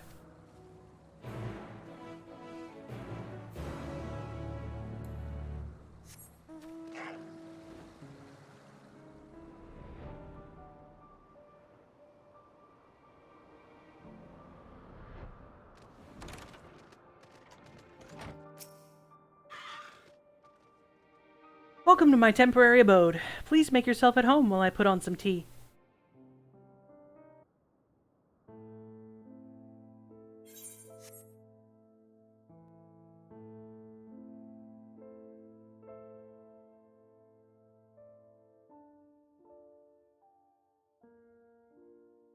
Ah, a wonderful aroma.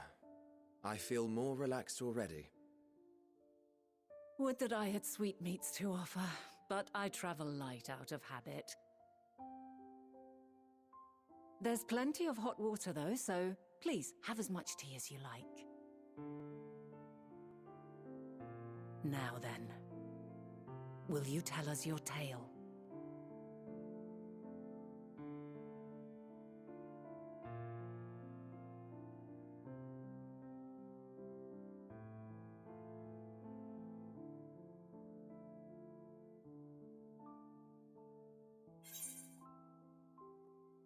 Well, the world has been sundered, broken into shards. The future I come from.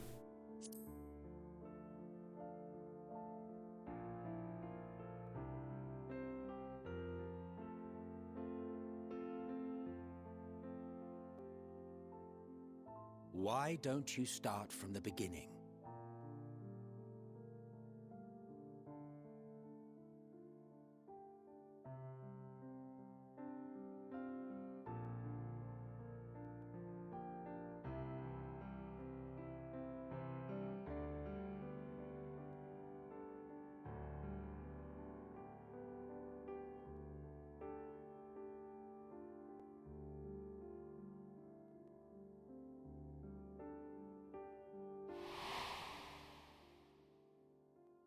Crystal, Eidolon.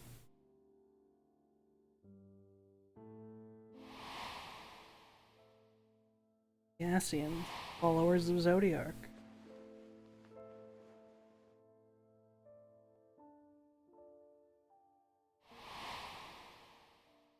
Emmett Selk, the fake Amaranth.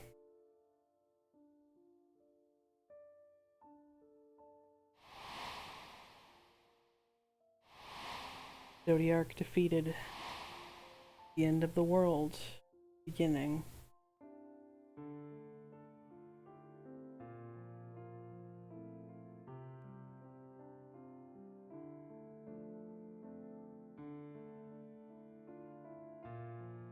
Preposterous. Utterly preposterous. While not the words I would have chosen, I too have my doubts. Much of it borders on the incredulous. What of you, Vanar?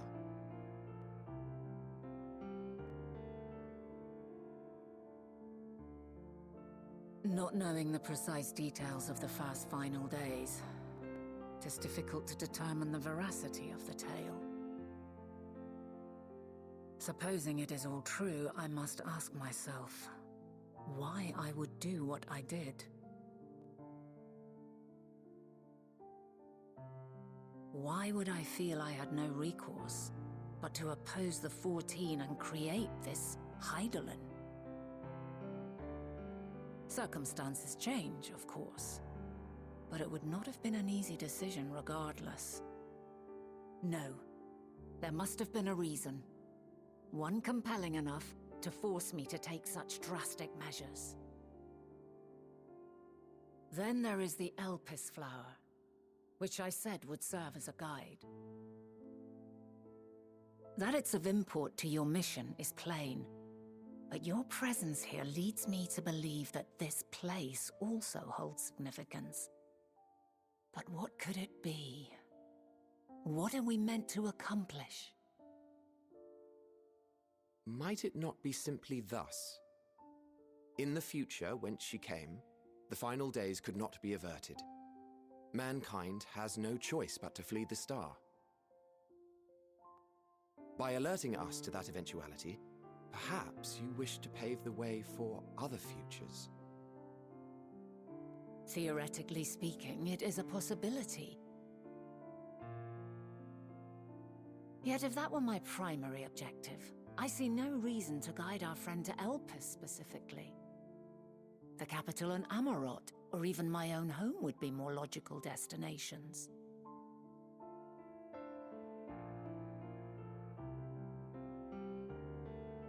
True, true. I note also that Hydaelyn did not specify a point in time to which she must return. By this, it may be inferred that it was not critical that we should meet. Alternately, she had reason to believe that our paths would converge, coincidental though it may seem. This is quite a puzzle, and we do not have all the pieces. Hardly any, but we do have one immutable fact. If the final days are indeed as described, they will bring death to all that I hold dear. Yet despite being afforded long years of preparation, the only provisions I could make were for flight. Nay, my first and foremost endeavor would be to find a way to forestall the coming doom. Given that even the 14 failed, mayhap you deemed it impossible. Nothing is impossible. This I have always believed. And if Hydaelyn is indeed me, she would believe the same. Listen to yourself. Are you seriously entertaining the notion that you are a messianic figure in some far-fetched tale?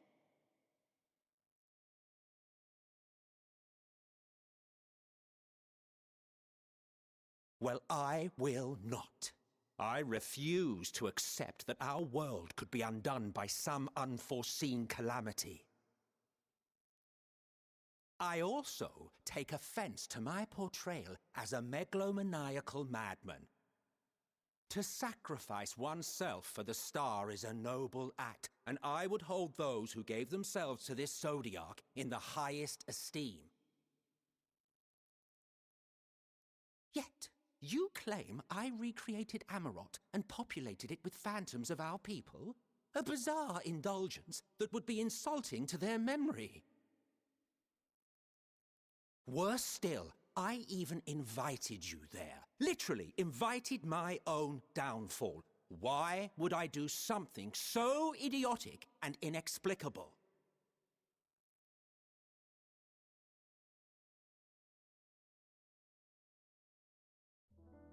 Now, I will allow that the hypothetical task of restoring our world would be daunting in the extreme. The thought of having to bear such a burden for 1,000 lives horrifies me. But I would never forsake my duty. I would never forsake my brethren.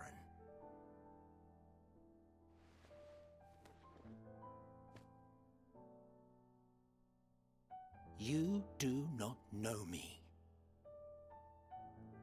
I've had my fill of your fiction.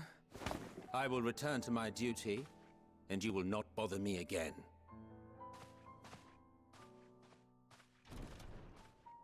Emmett Selk! Wait!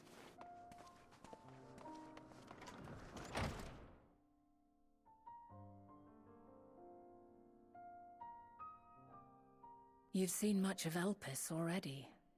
If you have any observations to share, I should like to hear them. Well, Hermes and Medion are somehow involved.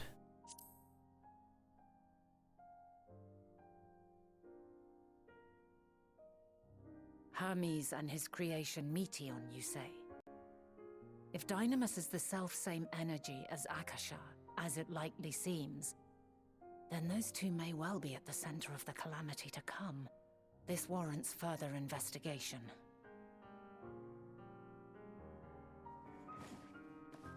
With that settled, it is time for action.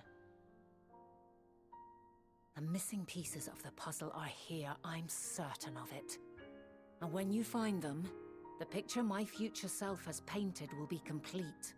and you will have your answer.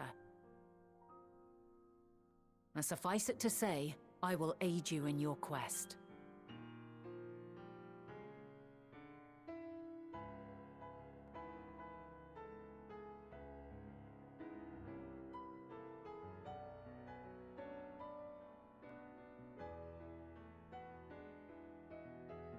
Have faith.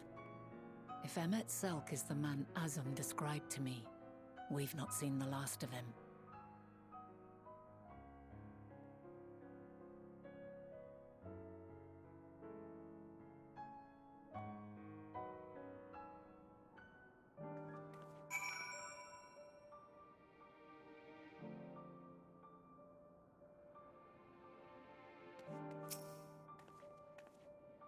Shall we begin our investigations, then? I am acquainted with Hermes, of course, but only as a visitor received by the Chief Overseer of Elpis. Of the man himself, I know only that which is common knowledge. Thus, I suggest we fall back on the tried-and-true method of conversing with the locals. The observers who live here can surely tell us more of Hermes and Medeon, and I have a good idea of where we might begin.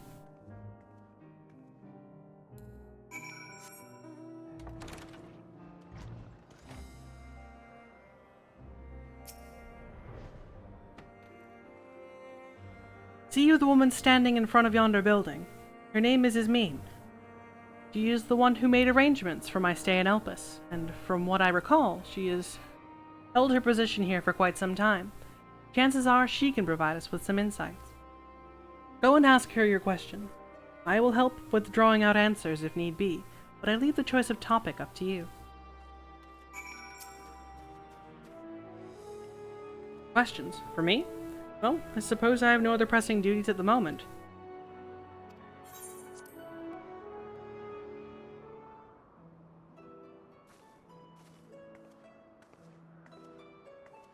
Greetings, Ismene. My friend here is desperately curious about Chief Hermes, and I was wondering if you might indulge her. Certainly, Mistress Vana, anything to be of service. What do you wish to know? Well, what kind of person is Hermes? Well, I can only answer from my own experience, but I would describe him as a quiet man, reserved, you might say, and occasionally somewhat poor with his choice of words. His reticent nature, however, does not prevent him from carrying out his duties as Chief Overseer. The man is a walking archive when it comes to life forms. He can discuss any species with incredible detail, and is the leading authority on concepts with the power of flight. I hope that answers your question. Was there anything else? Well, you know of Medeon's abilities. No secret that she is a highly unusual familiar. Of late, the chief often makes his rounds with her, like a mother hen raising her chick. I understand that she's able to read emotions and communicate directly with one's mind. Exactly how she was created with that talent, however, is a mystery to me. My apologies. I wish I could explain her nature in more depth, but I've not had the occasion to discuss it with Chief Hermes. Oh? Do you trust him? I beg your pardon? I've known Chief Hermes for many years, though I cannot say that we are close. He has never withheld information to the detriment of our duties, if that's what you mean. Forgive us. We seem to have veered slightly off course here. Is there perhaps someone else who could tell us more about Medeon? No, that would be Timaeus. He has a similar expertise with flying concepts, and is more than eager to discuss the subject. You'll find him conducting his observations on the banks of the stream, somewhere to the east. Oh, and, unless you take particular joy in rambling discourse, I suggest you keep your questions concise. We shall keep that in mind. Thank you for your patience and your insight. Think nothing of it. If there is aught else you need during your stay, please do not hesitate to ask. Come, Kinliana. I think we've taken up enough of Ismene's time.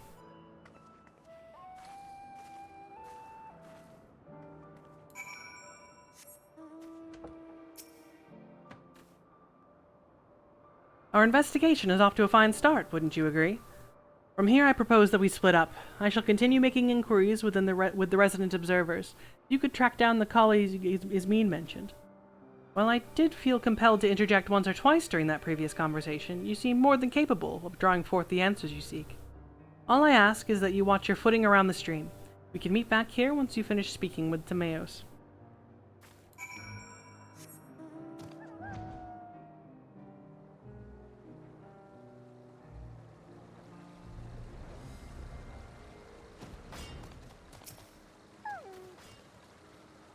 Yes, yes, I'm Timaeus, but please keep your voice down. You'll startle the birds.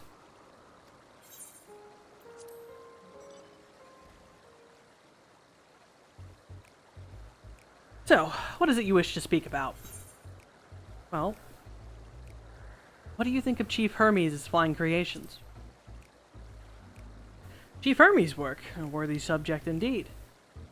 Those beings which soar through the clouds, majestic and graceful, are ever a favorite of creators. Even now, with so many varieties in existence, the flood of newly imagined concepts continues unabated.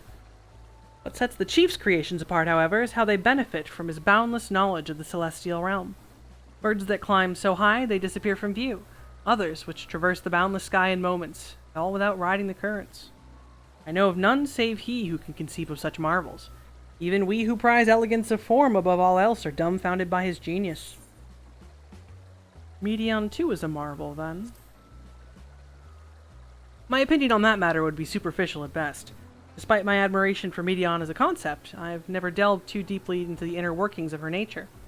I know that she has a gift for communicating via emotions, but otherwise her abilities are a mystery to me. If Chief Hermes would choose to submit Medion's concept to the Bureau of the Architect, then will the design be registered for public scrutiny? Analyzing a colleague's creation before that step is frowned upon, to say the least. Of course, if he came to me, a fellow artisan looking for advice, that would be an entirely different story. Well, do you know of Dynamis and Enteleches?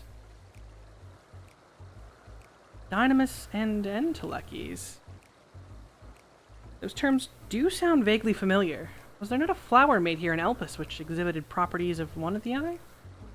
It must have been centuries since I last heard anyone speak of such things. Has there been a resurgence of interest?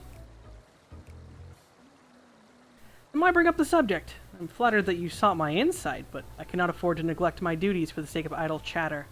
I really must return to my observations. Surely you have your own tasks to attend to.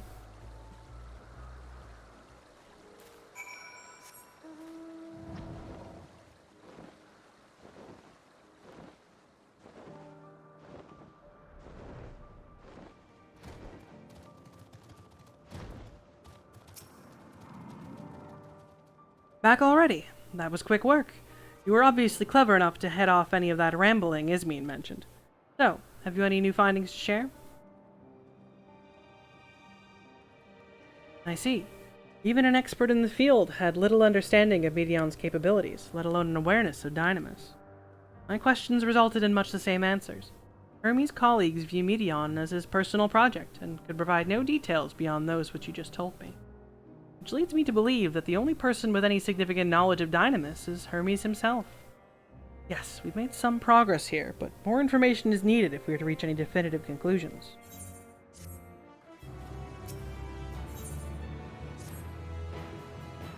At present, the strongest link we have to the final days is the power of Dynamis, and the Enteleches which can control it. Yet most scholars are only vaguely aware of these terms, let alone study them in any depth, except for Hermes, it seems. Thus I am inclined to stay our current course, and learn all we can about the Chief Overseer and his familiar. On that subject, was there aught else of note you can tell me about Medion, aside from her unorthodox method of communication?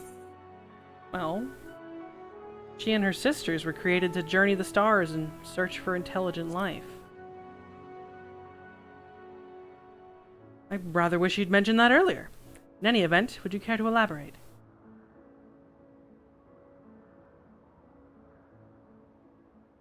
These siblings of hers now travel the great expanse in search of deeper meaning. Thank you. Though the mystery at hand remains unresolved, I feel you've touched upon a vital clue, one which we should keep in mind as we continue. Next, I propose we take ourselves to Perpeteria Crystalline, not far from here. Just follow the path to the west.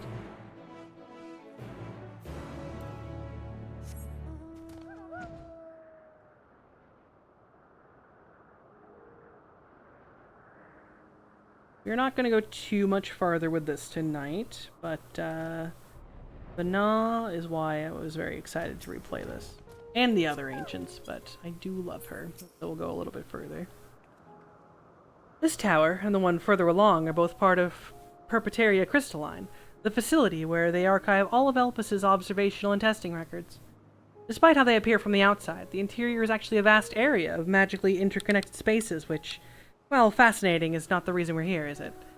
I shall cut my architectural lesson short and see what those two archivists have to share.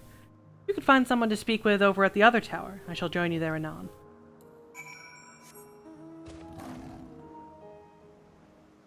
My wireless controller battery level is low.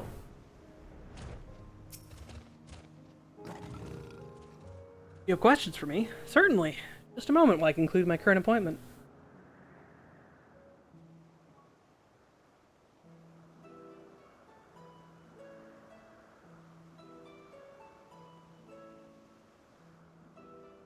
Indeed. So if you could provide a comprehensive log of those behaviors, we should have the sufficient data for our official records.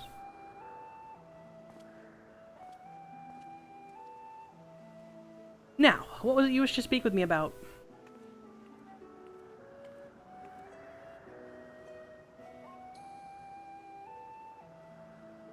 The Chief Overseer's personal research project.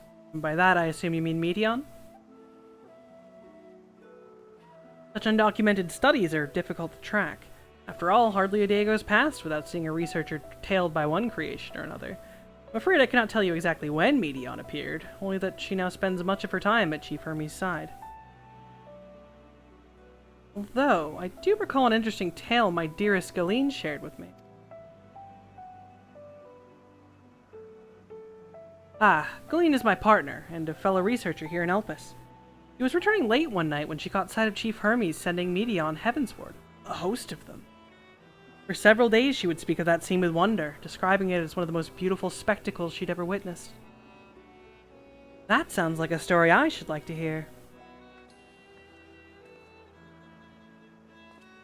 Mistress Vana, I thought you had already returned to the surface. Permit me to thank you again for your invaluable contribution to our concept's placement proposal. Pray do not mention it. As you say, my original plan was to leave after that task, but I have since become engrossed with Chief Hermes' research. Would you favor me with a retelling of this sight which so delighted your Galeen? Of course, or you could hear it from her lips directly if you prefer. At present, she should be observing a subject at Metabasos Thalassae. She does enjoy her time there, watching the sea creatures hunt and play, gazing upon the salty waters of the world's oceans, recreated in such sublime detail. I imagine you must find similar joy in indulging your boundless curiosity, Mistress Vana, even though such pursuits must continually and regretfully delay your return to the star. Indeed they do. 'Tis a rest well deserved, and long overdue, I should think. How greatly have we prospered from the wisdom you accumulated during your travels as Azim. And what would Elpis be without your earlier academic work? The theories you developed served as a basis for many techniques still in use today. Man is a creature of contemplation, but none embody that nature with as much enduring passion as you. Aye, I dare say that there is not a soul alive more worthy of a return. I shall rejoice the day you depart on your final journey. I will be honored. Well, shall we take this opportunity to meet with Galeen in person? Then allow me to reconfigure the door to the archives here. It will take you up to the Skyway and spare you the need to avoid hostile concepts on the ground. That would be most helpful, thank you.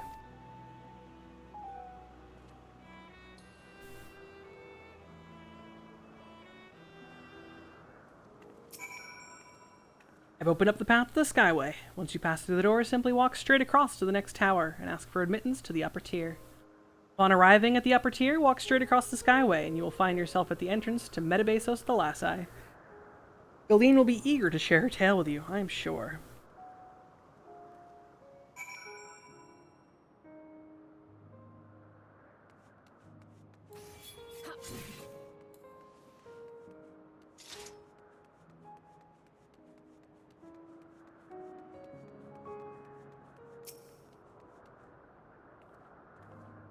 Mistress Vana, just passing through? Then allow me to prepare the path. If you need further assistance, there is always an observer or two out on the upper Skyway.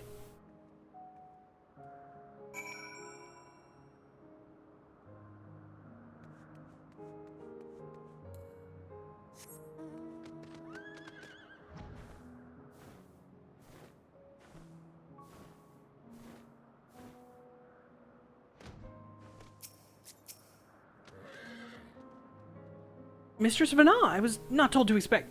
We would have prepared an official welcome. Please, there's no need for fanfare. I only wish to speak with Galeen, if that might be arranged. Oh, yes, Galeen, of course. I will inform her immediately. Ah, but she may be engaged in a testing phase. You could be in for something of a wait. Should I let her know your business is urgent? That won't be necessary. This lovely view will keep us occupied until she's ready to receive us.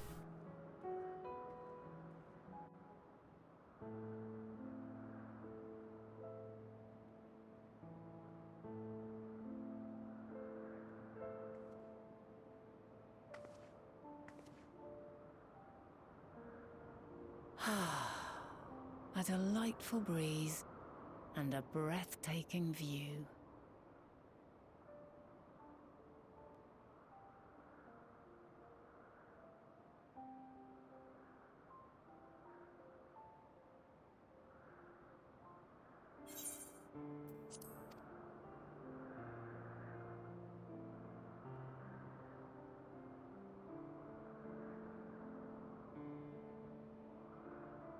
What is it like in the future? Is the world still a beautiful place?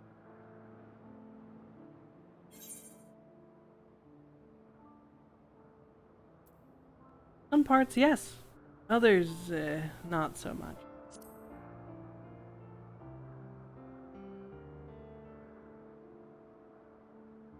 Dark, hidden places, rife with danger. Those have an altogether different, but no less powerful sort of appeal. While we wait, will you not tell me about your adventures? Well, not the portentous events which led you here, but the simple delights all your own. By learning about the future world, I may gain insight into How dare you! plans. I've barely been awake 12 hours. Good job. But more than that, I have an interest simply as a fellow traveler. Short of going Player, somewhere oneself, thank you very much. there's naught more stirring than hearing another's account. You've barely been awake 12 hours? I've been streaming 13.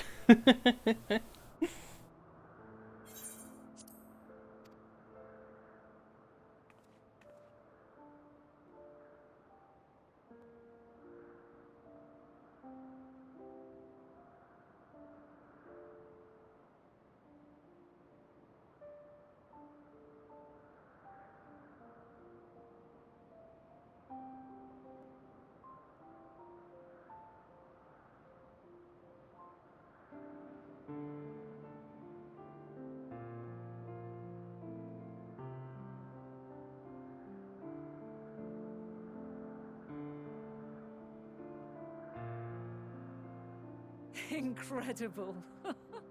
Would that I could have been there to see it.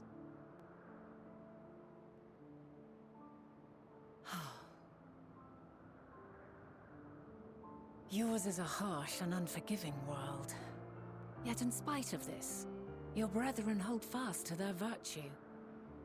To know that the light of mankind's potential still shines, even in that faraway place, it gives me heart.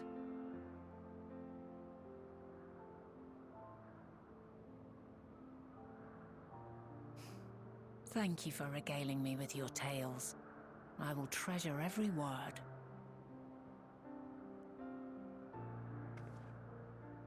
As you know, I was once a scholar. And among other things, I sought to understand the workings of the world. What exactly is ether? How formed the laws of nature? Whence sprung mankind? Riddles and mysteries beyond counting. Over the years, I have managed to find answers to some few of them. Yet rather than attain a sense of mastery, the more I understood, the more I came to hold the world and its miracles in awe. We too are miracles, each and every one of us, born of the warm breath of life that traverses the heavens, swirling through eternity. When I fully grasped the improbability of our existence, nothing felt impossible anymore. If it could be imagined, It could be done.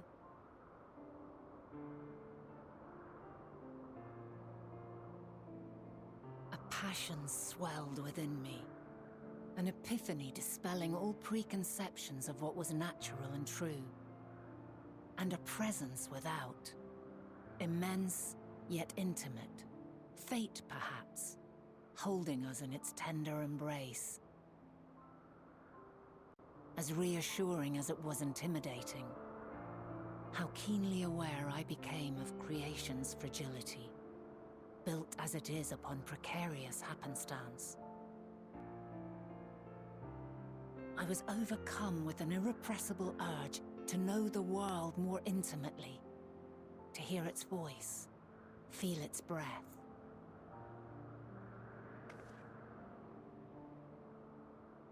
I ventured forth on a journey that very day, so very long ago now.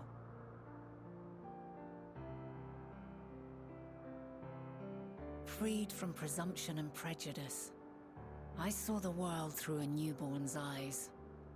Everything fresh and new, and so beautiful. Lands that stretched on forever. Skies one could drown in. The heartbeat of nature, silent yet strong. And amidst it all a people. Beacons of light and life. Laughter that warmed my heart like naught else before. They are my meaning, and my purpose. My love. And so long as they need help, I cannot return to the star. Perhaps my future self is still waiting for it. The moment she can let go and walk unto the end. Safe in the knowledge that man will find his own way.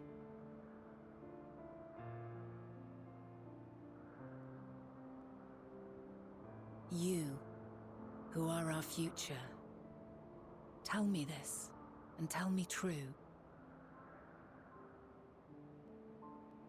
Has your journey been good? Has it been worthwhile?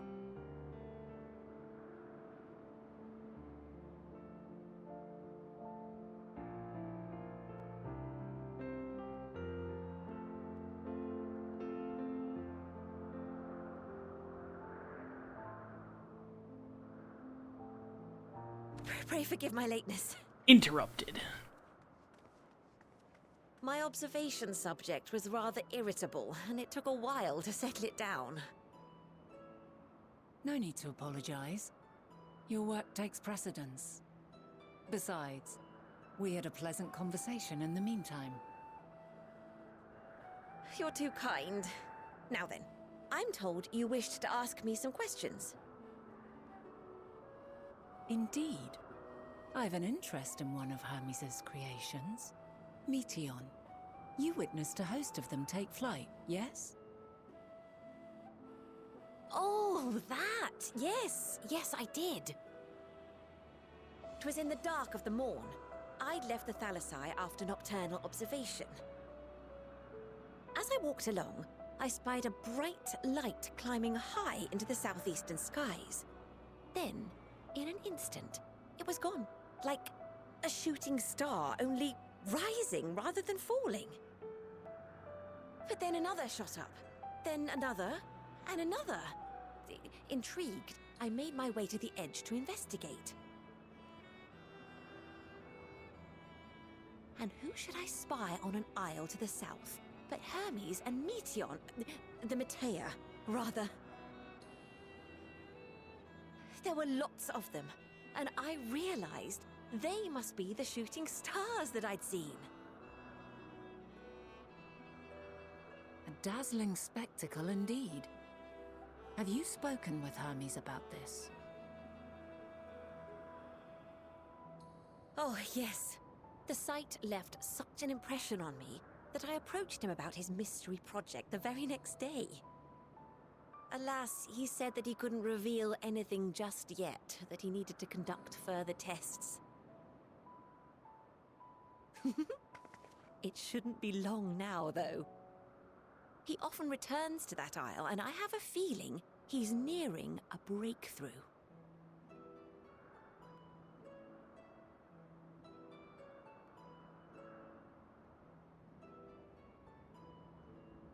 Splendid.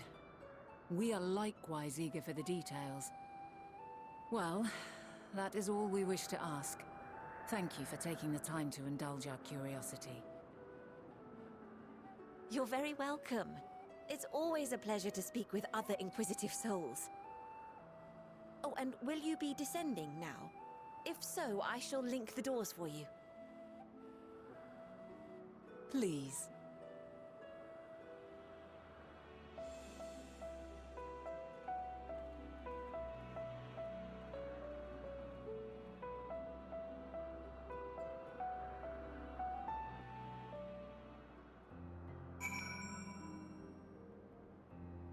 Has your journey been good?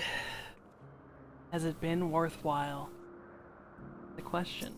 Very heavy question. Question that made me cry the first time she asked it, I'm not gonna lie. I cried a lot in this part, alright? I have feelings, okay? So, another piece of the puzzle falls into place. From what we've learned thus far, I think we can safely conclude that Hermes hasn't been revealing the details of his research to others. Which suggests that either someone will appropriate his discoveries and make use of them, or that Hermes himself will have a hand in causing the final days. Since we have no reason yet to suspect the former, we should consider the latter to be a more likely possibility. Proceeding under that assumption, our next step should be to divine why, or even if he might desire such a terrible fate for our star.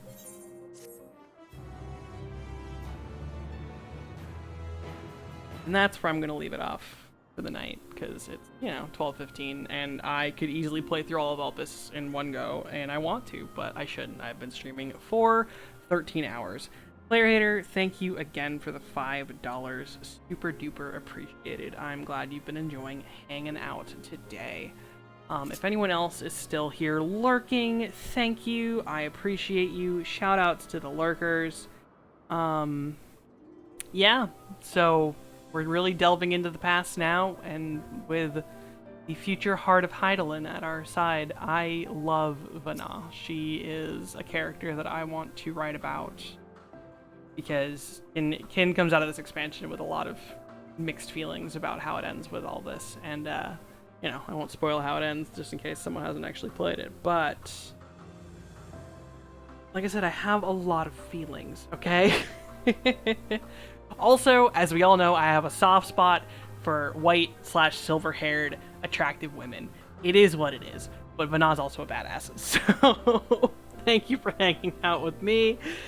Tomorrow is Sunday. Sunday is raid day, 5 p.m. to 9 p.m. I will probably do something before raid, undecided. Don't quote me on that. 5 o'clock is the definite stream time, with maybe some stuff before and after.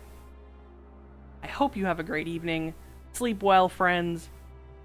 See you hopefully tomorrow. Good night.